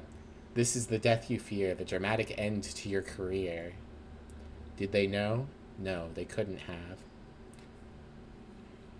Yet you have, through no means of your own, landed in this trapped hallway of a mission. You only have one choice now. Find out exactly why this happened. Who killed this elf? Who blew up the tea shop? The goblin's serving cunt because Snell's awesome. You feel the answer must lie below. Far, far below.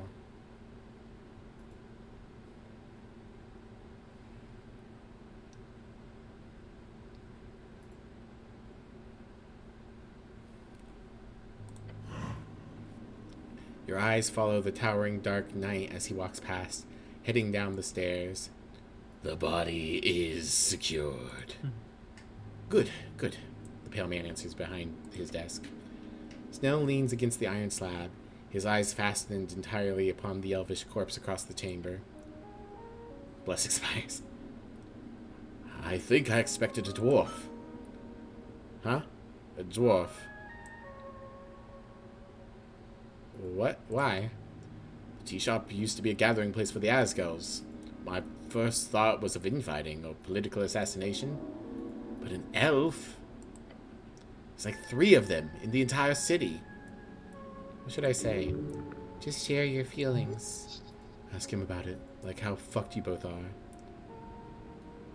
How bad is this? The Elysium are powerful, even in Norvik. One of their own got offed.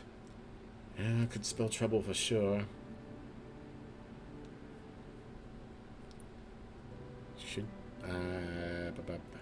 Should be easy to identify an elf, right?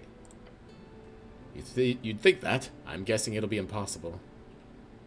I don't like Viskin. We shouldn't have brought the elf here. Whisper so the pale man doesn't overhear. Look, I'll say it again. He's a weirdo, but the old lady has a deal with him. So for better or worse, he's our guy. What now? He takes a deep breath. The goblin does not look forward to reporting all of this. Gather any remaining clues in the tea shop. We report to Lady Sageleaf. He snaps his fingers. ASAP.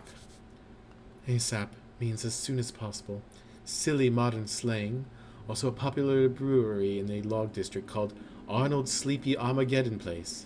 And that's not a joke. You hear the pale man clear his throat out across the circular chamber. Cleric, I'm finished with my report. Give Viskin a thumbs up.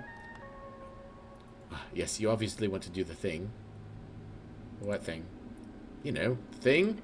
He mimics holding... He holds up a hand to his mouth and mimics talking. Elaborate. He groans. You know, the thing you clerics do with the corpses? What's it called? When you speak with the dead? You've never had the chance to cast Speak with Dead before coming here. The spell, Speak with Dead? Oh, it's just called that? Right. Well, that's the one. Right. That is a thing I am somewhat capable of doing. He squints. Phrasing it like that doesn't evoke trust in your abilities, cleric. Well, you get 5 questions from that spell, right? That you should be able to figure out who, what, where, why, when, and so on. Perhaps Viskin can tell you something about the spell. I can't cast 3rd level spells yet. Oh, wait, but doesn't it take years to learn that shit? I think I lost something when I fell in the river, but it's coming back to me. Sounds worrying.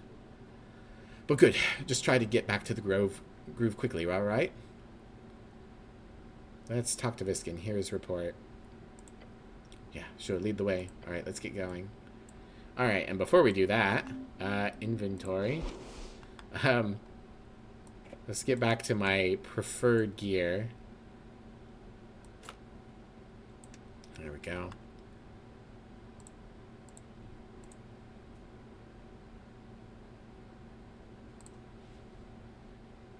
Yeah. So advantage against elves isn't going to be as useful as I thought, considering there's like 3 elves. Might be useful to put it on before talking to the corpse, though.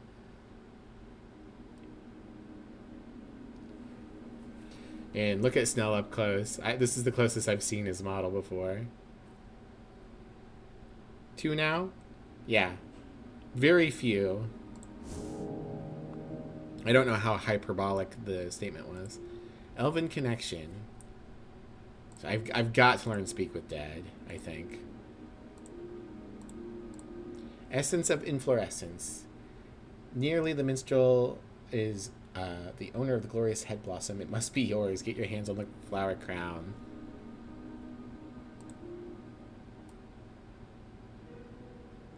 Interesting. We're filling out a lot of these bleeps and bloops.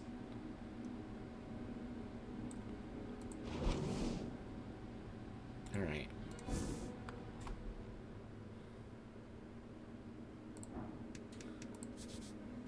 Note next to these say magic items belonging to the deceased. Bracers of Thievery lowers the DC of trifling checks by your proficiency. And a +2 to Dex. That might occasionally be very useful, because my dexterity is butts.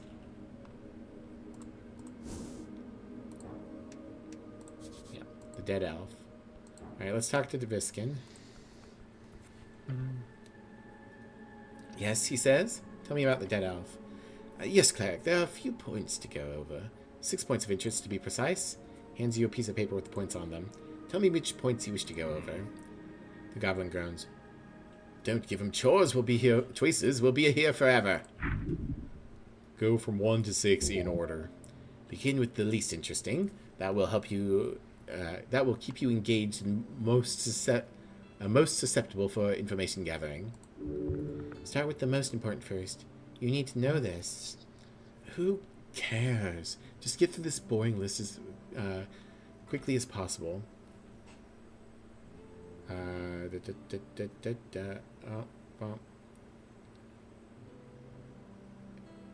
said 6 points, right? But there are 8 points.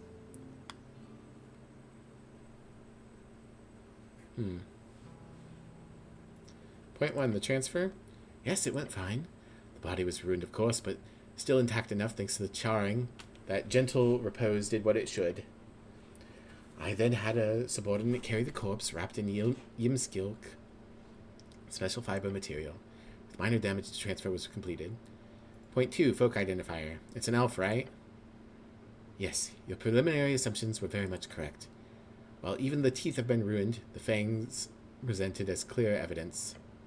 This one's an Elysium elf, one without horns or other bestial alterations. Point 3 just says sex. Yes, sex. Surprisingly difficult to determine in elven folk. Yeah, elf women have larger penises. The pale man is not your type. Well, funny. This is probably not the best moment to attempt a joke.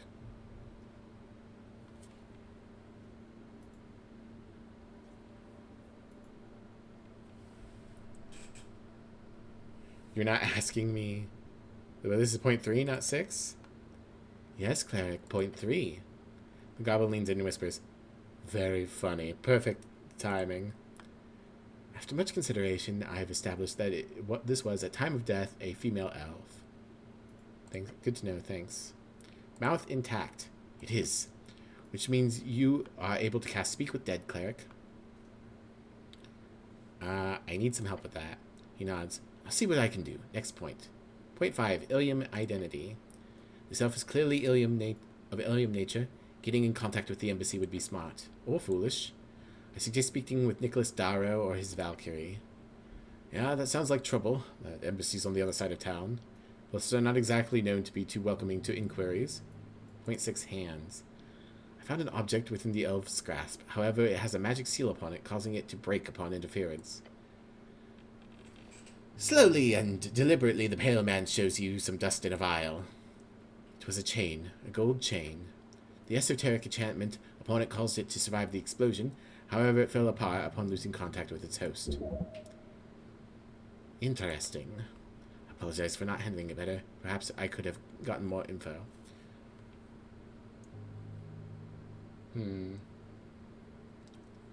A gold chain. Interesting. Indeed. I'm not sure how to look into it further, but it could be good to mention to Lady Sageleaf. Cause of death? Fire? The easy answer is usually the correct one. She was incinerated instantly. The final shape of the body informs this judgment. I cannot determine if she sustained any minor damage before, but the way she ended up makes it clear. She was moving until the fire erupted. That is all. Point 8, it says clerical compensation. No such point, cleric. What else? The pale man is learning how to handle you. I have what I need. Give back the papers. Right, good. Now listen. Speak with Dead is a powerful spell. Where can I find it? Straight to the point. Necromancers are rare in this city. Some specialized clerics are taught it, but few are powerful enough to know it innately at 3rd level. However, for lack of a better way to put this, I know a guy. Can I trust this guy's guy? He wants you to pick up this spell so you can use it on the corpse. So it's in his interest somehow that you get the spell. So, yeah, maybe? Tell me about this guy of yours. His name is Bondeval. He is, or was, an arcanist, a pupil of the Fortress of Verdun, if you believe their rumors. A cursed and evil place. You've heard about it in stories since a child. Surely this is a necromancer. He can teach me speak with dead. Bondeval is an eccentric fellow. You may find him down in the crypts. Alright, I'll go look for him. If you treat him well enough, he'll surely share his knowledge with you. Once you're in the crypts, one of the western coffins has a handle that may be rotated. Do so, then pull. His private area will be revealed. So he lives behind a secret door? Yes, that is correct. Once you've learned to speak with dead, return and cast it on the corpse. Ah, okay.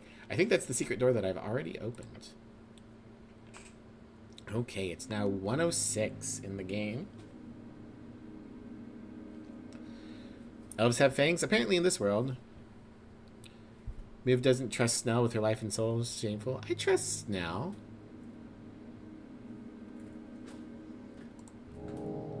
Unfortunately, many of my blesses have worn off.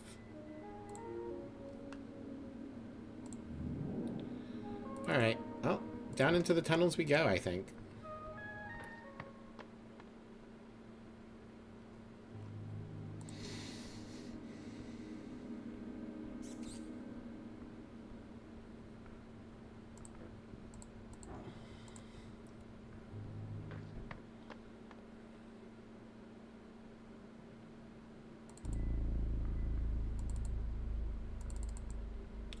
Dun dun dun dun dun. Quack. Dun dun dun dun dun. Quack quack.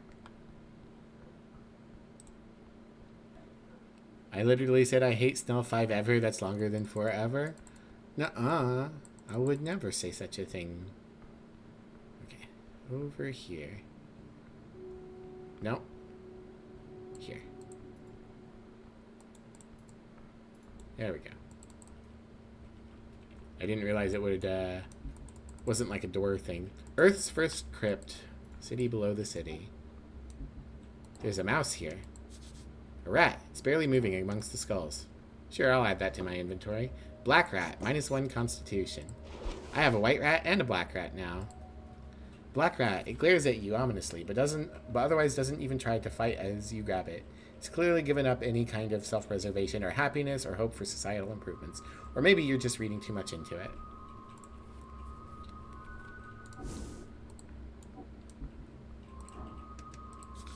Thousands of dead.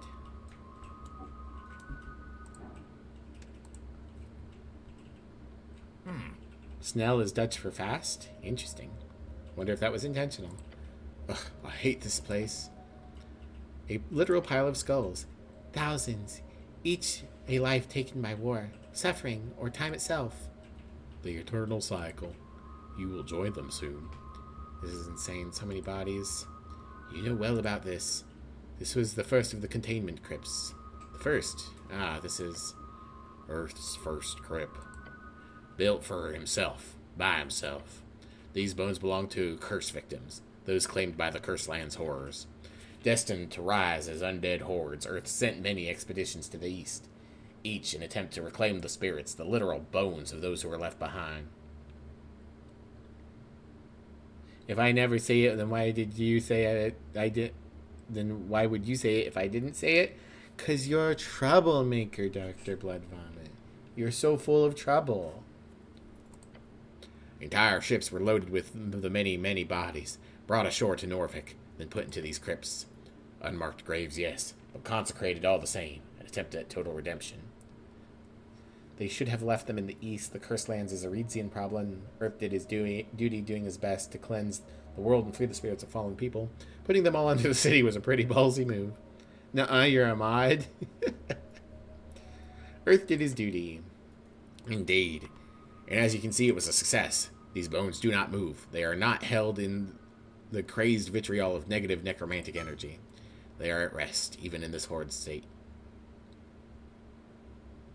So these are all people who died in the Cursed Lands? Yep. The greatest tragedy of your people. And this is how they ended up, simply due to the issue of numbers. There were too many bodies to give proper burial rites to each of them, even after burning the flesh. Since ocean or river burials are even more problematic due to the horror issue, this was the best option. Watch them carefully. They do not move. Move on. Alright, well, where does that go? Behold.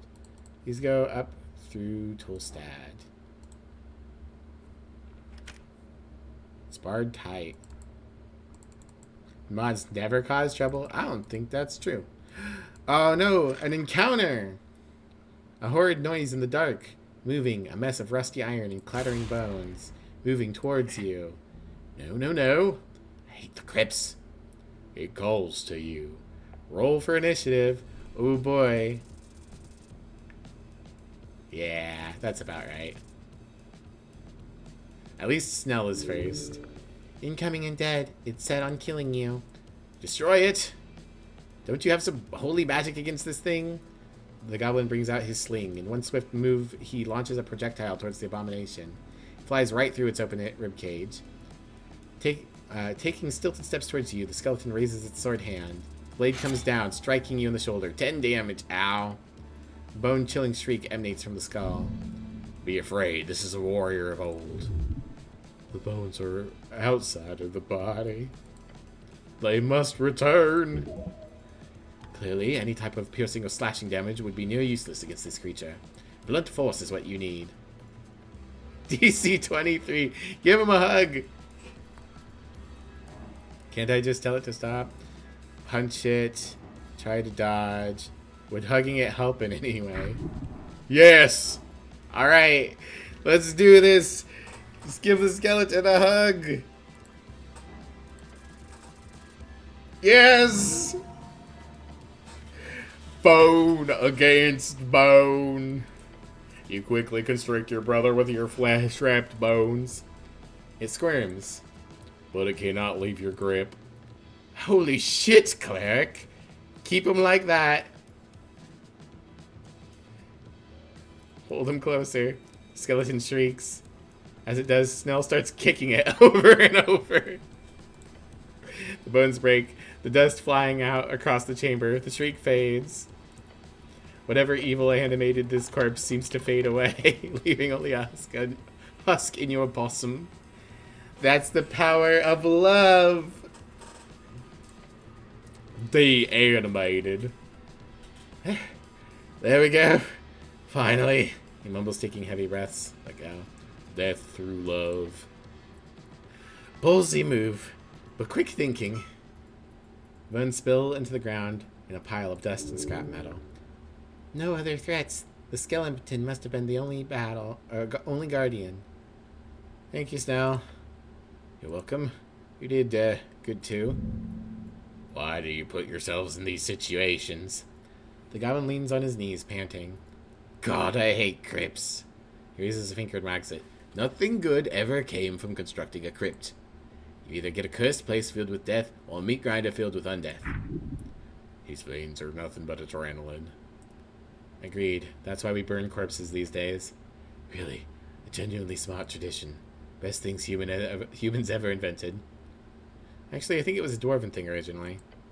Oh. Well, smart to adopt it.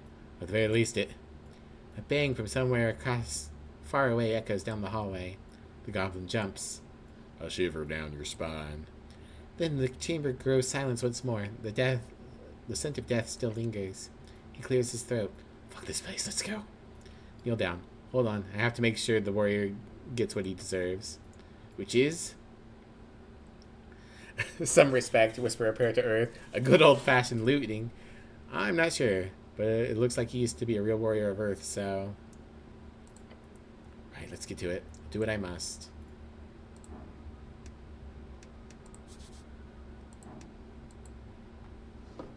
A helmet Aventail. Taken from the undead in the city below, this helm was worn in the early days of Norvik by those powerful spell-singing clerics who served Earth in his reconquest. It even has some glowing esoteric runes left on the inside. Berg Grundenskar Skakar av Ermacht du Trollkar a Earth. Mamarken for Evigit Vardin. Ups intelligence and constitution at the cost of charisma. Well, I'll keep my frog helm for now, but that's got its uses. And I am in a lot of pain. Let's drink this juice. Get some of my hit points back. Alright. First Tomb of Earth. A mace? Ooh, a mace. Classic cleric weapon. You reach for the mace. It's cold. Oh, Mace of Terror. Colder than iron permits. The metal feels wrong. Call yourself a nice weapon, huh? Grip it hard. As your gloved hand wraps around the handle, a chill runs up your arm. Not just cold. Something else. A presence. Wait, there's someone. Turn around. Nothing. Just an empty crypt. But you saw something in the corner of your eye. A figure watching. You good? Goblin's concerned. Did you see that? See what? Glances around the crypt. Nothing here but dust and bones. Look down at the mace. Something's very, very wrong with it. What, is it cursed? Did I just get cursed? No, it's there again. The figure in the periphery. Watching. Spin around. Whee! Nothing. Gone. But you know it was there. You felt it. Or simply occupied. I think someone died holding this. Well, yeah. Gestures around the crypt. Decent theory. No, I mean, they're still here. Goblin goes quiet. Oh, that's worse. Damn this. You find this lovely weapon, ready to take on the city's foulness, and you simply cannot wield it. The horror, like some unfleshy ghast come to haunt you, is too great. Keep it sealed. Keep it close. The spirit watches. Gulp. Alright. Mace of Terror. Standard issue among the Earth Guard. The soul of its previous owner is clearly haunting it. You see a dude staring at you out of the corner of your eye whenever you wield it. Might be best not to use it in a fight. 2 con, 1 wisdom, -2 strength. Hell yeah.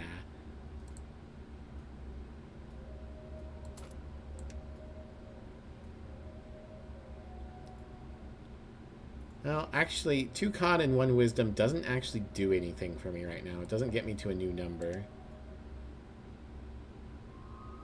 So we'll just hold on to the bow for now. This stone coffin. I think that might be... Tomb of a Fighter. Empty inside except... Ooh. Crowns and... Bone dust. The lady upstairs had some of that. What does bone dust do? Dust from a bone grinder. Very fine and faintly sparkling. Made out of unicorn or horn or whalebone or something. Can be used to recover a 2nd level spell slot. Neat.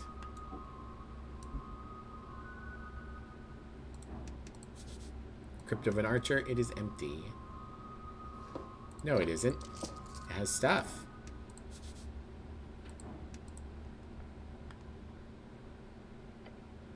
This is it. This is the first place his body was placed 27 years ago. Your lord, your master, your god, Earth. Fallen and exhumed like his city. Watch closely. This is how divine dominion ends, with the crackling of an ugly tomb. This place is still holy, consecrated. Despite this, horrors still walk the grimy tiles. Earth's traces still linger here, as it should.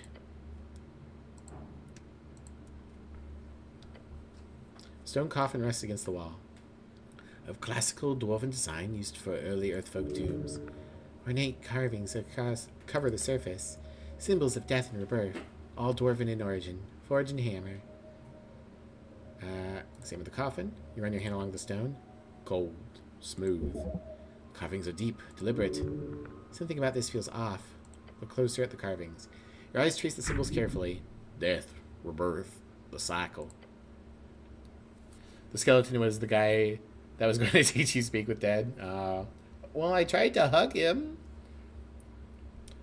Typical dwarven work. A few words of poetry, nothing interesting. It is beautiful. It says, Gudargar, folk door, inget under stone. Along with many other proverbs, each one personalized for the fallen. These coffins must have been close dwarven warriors of Earth, until their graves were exhumed, of course. Examine the handle. Integrated perfectly into the design. Iron ring. It was rotate then pull, yeah? You grip the carved skull and twist. Soft click echoes within the wall. Something is locked. Now pull the handle. The handle resists for a moment, then gives way. Another secret door. Revealing a narrow staircase descending into darkness. It really is just fantasy disco Elysium, huh? Mm-hmm. The guy, one of the creative leads for Disco Elysium, has played this and says that this is the sort of spiritual sequel he was hoping Disco Elysium might inspire in people. Because there's been a few games that have said they are inspired by Disco Elysium. And to my knowledge, this is the only one that's gotten the lead previous creatives stamp of this was inspired, not derivative. I'm really liking it. I think it's very good. All right. Cold air rushes up, ancient, stale. Smell of old magic. Get out of here, bug. Oh boy. Even deeper, huh? Doom. You scared? I'm not feeble-minded, if that's what you're asking. Excuse me. Feeble Mind, an 8th level enchantment spell. It deals a destructive psychic blow to the target's mind, leaving them in a demented state. In good cases, it can be reversed with greater restoration spell. In bad cases, only a wish spell can do anything to bring the target back from the abyss. Restoration, a series of spells which cure various ailments. The most common are lesser restoration and greater restoration. They cure anything from blindness to tummy aches. Though their practical implementation from churches across the coast, the most common health issues are eradicated. Lesser restoration, a 2nd level abjuration spell. It removes one affliction upon a target. Depending on the severity of it, the spell can remove various birth defects, cripplings, blindness, deafness, as well as minor diseases. Any place of healing across the coast employs the use of this spell. Someone cast Feeble Body on Miv? No! So yeah, I'm scared. He steels himself and grips his sling. Let's go. Into the dark. There he is. Is that another rat? No, it's a shard. Another shard of joy. Happy to replenish my stock after I spent so many of them. Wooden coffin. It's rotting. Dream patch and $20. Alright. So we'll talk to Gary the Skull here, and that'll probably be the last thing we do today. I can pick him up. Behold, a highly decorated skull. Stepping into the hidden tomb, you see a colorful display of twinkling light through the gloomy and dusty air. An eerie altar placed on top a skull, and several colorful gems. Valuable, too! And shiny! Take one! You can get it appraised by someone downtown. The skull is a sign of death. Don't touch anything. Whatever esoteric effect is in place here, do not disturb it. Just look around. The shrine is quiet. The colorful gems cover the altar, as well as the eye sockets of the central skull. Your legs wobble as you look upon it. You should pray to this thing. It's stronger than you. The skull looks a bit deformed. What if I take the gems that are in the eye sockets? Hello? Viskin sent me here. Is anyone here? The fuck are you shouting for? As if lifted by some invisible force, the bejeweled skull rises from its altar. Rise from your grave.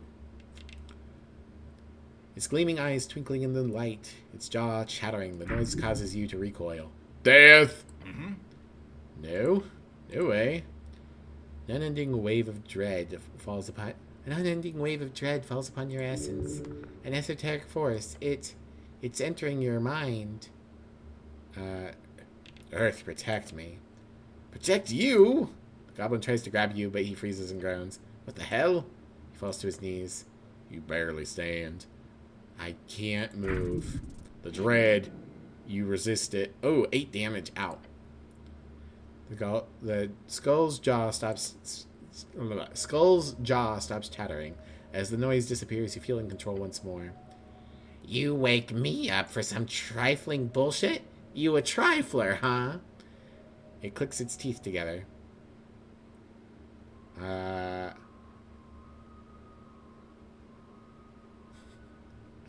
No, sir. Please quit. Stop making that sound. It sounds almost like Glupeck. I'll make any damn sound I like. You hear?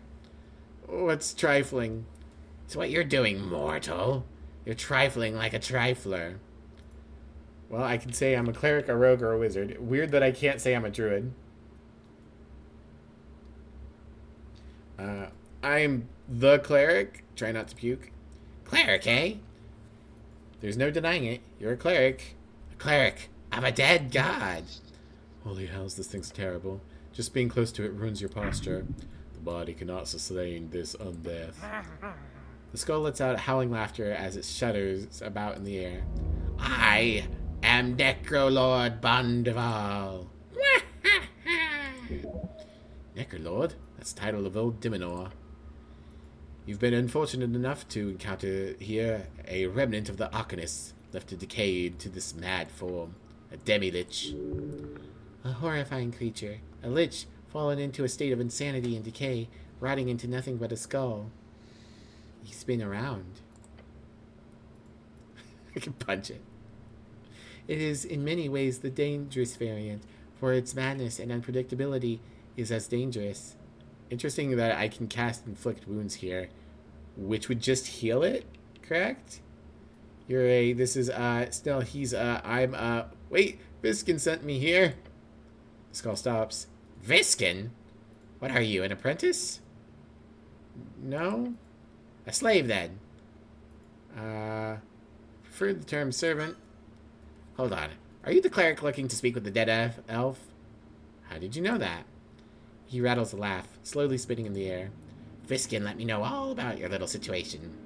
Oh, he did? The demi-lich clicks once. You're not very necromantically entangled, are you? I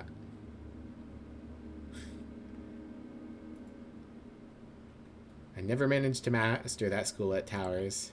Master it? No one masters it, not even after centuries of scholarship. You see, I'm not just some horny wizard. Skull drops down and flips around on the table. I'm a goddamned mage! You hear the goblin groaning. The lich is, surprisingly, not a threat. For whatever reason, his intentions are far more sinister. He intends to teach you something. Trained in the arts by Hagendim legends, sent to fight on behalf of the greatest empire in the history of Jor's Arseprint. Necrolord is not just some title, it's a calling, a dream. I'm actually a bard. Ah, a fellow horny person. A dream of undead supremacy. One day it will be reached. You're the lucky one here, for I will help guide you to a string attunement. A necromantic attunement.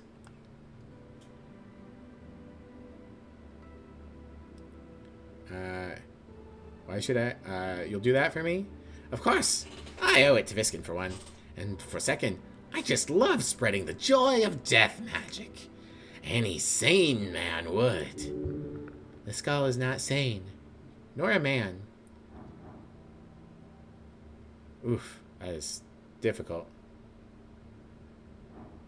I need the hit points. What are you voting in the election? Oh, that's only one, but I'll take it. It goes against my ideological beliefs to vote. Democracy doesn't work. Never has, never will. Why do you say that? People are just too stupid. On average, statistically.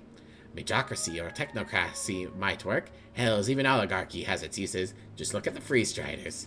But real democracy is foolish. It might help launch those other, more powerful forms of governance into speed. But real, persistent, permanent democracy? A shit show. Just you wait. What type of governance do you prefer, then? Magocracy, of course. Dominance by those with godly arcane powers brings intense fortune to the world. What about the Coast War? Survival of the fittest. Insanity. Only reason it didn't have a majocratic winner on top afterwards was because of Jor's inebriated ebbing. Terribly annoying. Ebbing? Ebb? Of course. You haven't heard of it? The Esoteric Ebb. That's the name of the video game. We did it! Ebb. The draining. Speaking of the lack of powerful magic in our world. The lack of magic? We could talk about political theory all day, but if the ebbing had not occurred, the Arcanists would still rule the coast. There's no argument to be had about that.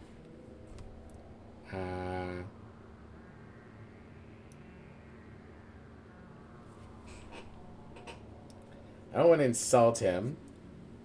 Dungeons and Disco Elysium goes hard as a stream title. Hell yeah! It's Zoe! Hi, Zoe. How are you doing? This game is great. I highly recommend it. Drag, would you mind shouting out Skylord Zoe? Everyone check out Zoe.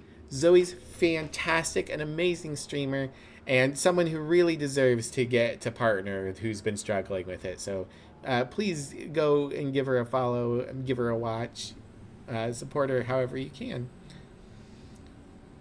How you doing today, Zoe?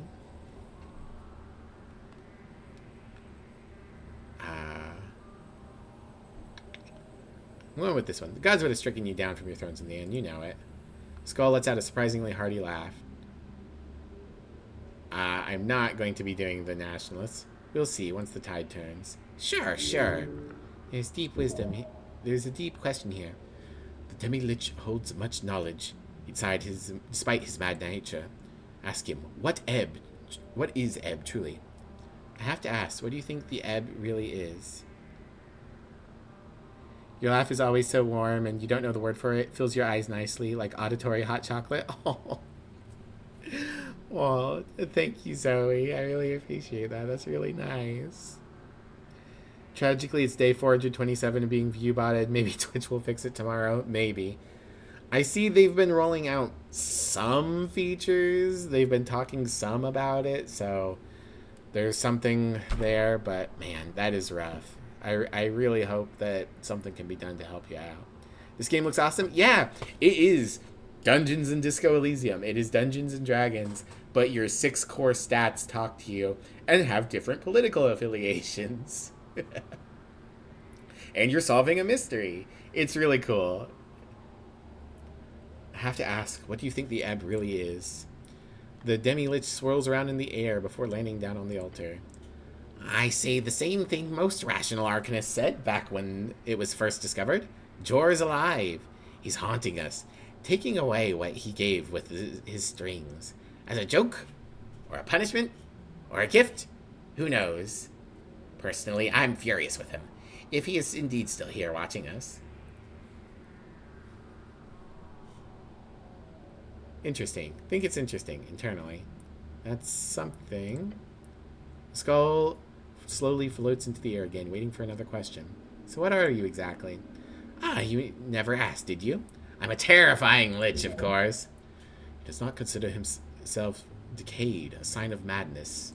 Got it. You have to be pretty stupid not to. I have double advantage and a small discount. How'd you end up like this? Like what? So handsome. Don't kiss ass, cleric. Nobody likes it. He's right about that, usually. A lich. Ah, that. Long story. I've been around since the 300s. Ah, fuck. Arcane era, Divine era, Fade era, not Gate era, is it? I don't remember. The Arcane era? Of course, what else? Skull pauses as it's rotating and focuses on you. I'll take your skin off, cleric. Please, no. He clearly loves to talk. Any question you ask, he will answer. Where'd you grow up? Small village called Kriev. We had a barbarian invasion from the Vorgeni border every year. To protect them, I raised our dead from the village crypts. Those were some bloody battles, I tell you. Took a dozen heads before the message got into their giant, thick skulls. Who taught you necromancy? A ghost, actually. Haunted a ruin outside my father's farmstead. Led me to my first spellbook. Told me how to pull strings and fast-tracked my spell slot accumulation. Her name was Uliana Prax. A wonderful, crazy harlot. Where is she now? The skull does a spin. She was captured by a high-ranking exorcist after I built my first squadron. Last I heard, she was part of some free Strider trade prince's personal collection. Kept her in a bottle. Like she's a genie or something. I would have gone with a fancy box myself. Or an urn. Your innards churn by having to listen to the strange tales. What's your greatest accomplishment? Oh, it's a bit embarrassing, but it has nothing to do with necromancy. Back in the war, I was to receive a commendation from Thrazen. Big event. Big deal. Well, that evening, during the reception, I managed to seduce and charm a beautiful young lady. Turns out she was the daughter of a Hagendim Arcanist. Can you imagine? So obviously I married her straight away. My father-in-law made sure I got promoted to hell and back over the next decade. Got me deep in the Arcanist circle. Until the accident, of course.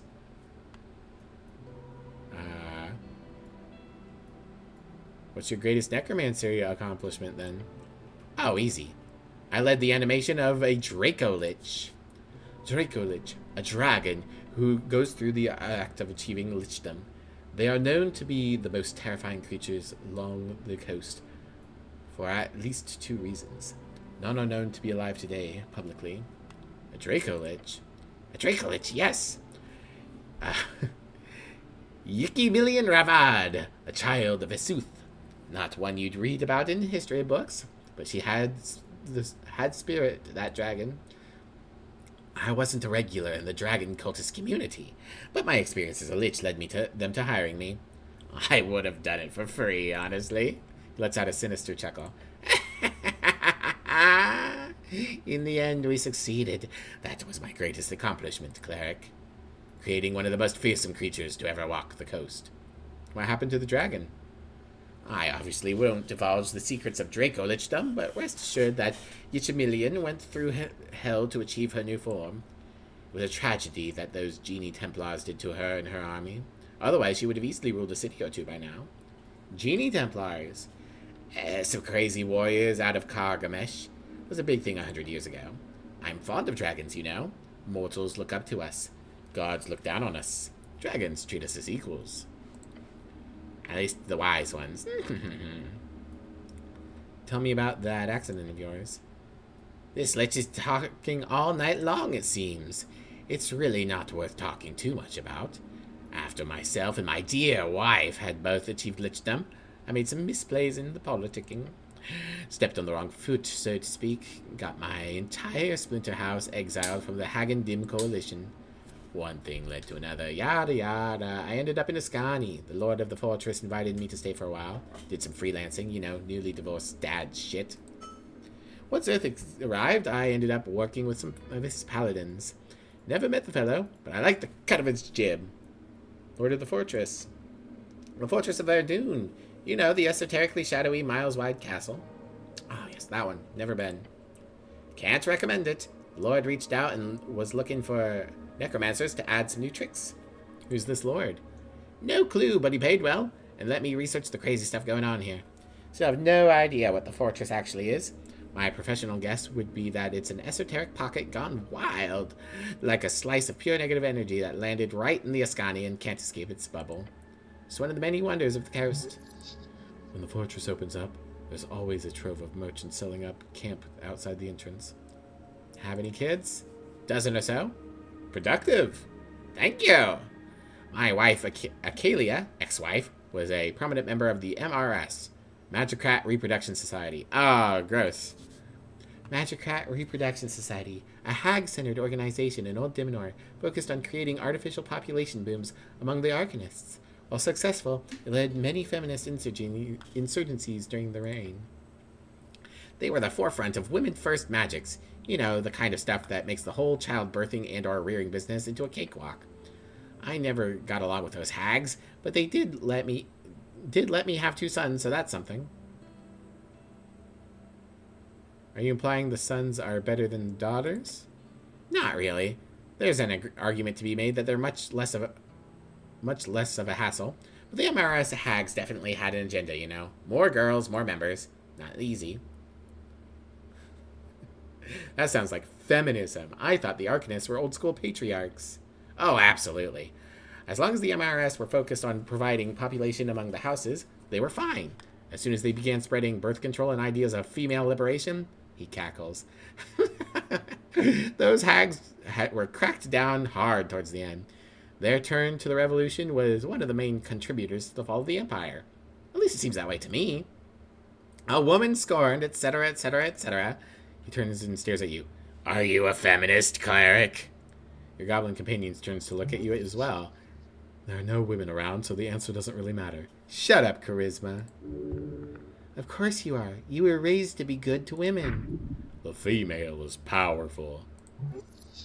In all honesty, you never would have imagined, not for 1 second, that you'd even ever be asked this question by a demi-lich. Yes, I'm a male feminist. Is that a problem? I'm on the fence. Women should have some rights, but not all of them. God, I love any time a game mocks centrism. It's fun to mock fascists. It's even more fun to mock centrists. Alright, yes, I'm a male feminist. Is that a problem? Ah, you're also one. Good, cleric. You see, I am too a feminist myself. I've always viewed women as a class of people perfectly capable of meritocratic logic and reason. And I know it's controversial to say, but it should be illegal to keep them in chains. Never liked that, honestly.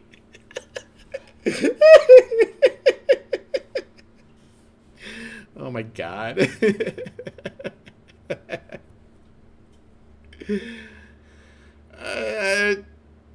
Good? Quite so. Anyhow, you were asking about my kids. What happened to your kids? I think some of them survived the fall. My blood wasn't prominent enough to be lineage persecuted among the Freestriders. At the same time, it's not like they received any inheritance. Logically, I should have some great-grandchildren scattered around Diminori. Sorry, what's it called now? Reeds? Stupid name if you asked me. They should have called it Strideri or something. That would have been on brand. Cool. It gives me a better picture of your life. That has not affected the DC at all. Tell me about Viskin. Lovely bastard. I gave him a serious case of testicular torsion once. Can't believe he ever forgave me. Pure evil. Skull lets out a maniacal laugh.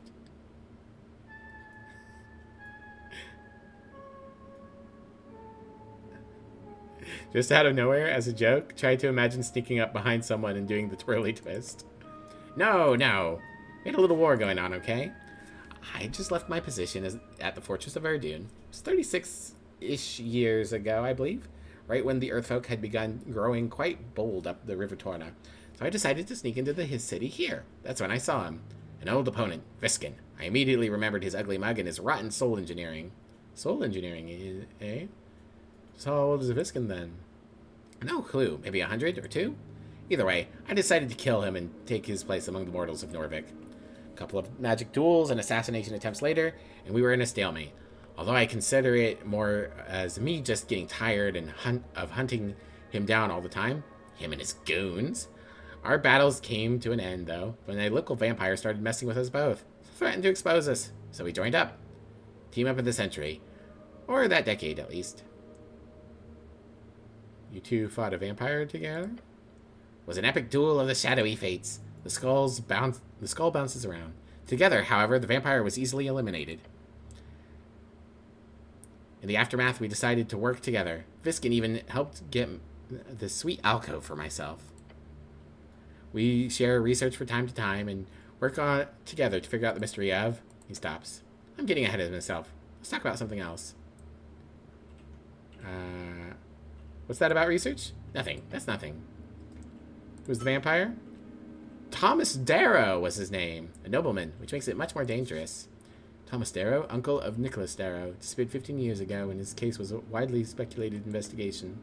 We cut him down without anyone suspecting a thing. Maybe I should say this out. Maybe I shouldn't say this out loud, but who cares? The mysterious death of Thomas Darrow was written about quite extensively back in the magazines 15 years ago when you were a kid. Thomas Darrow. So that's what happened to the lost uncle of Darrow House. I have other questions.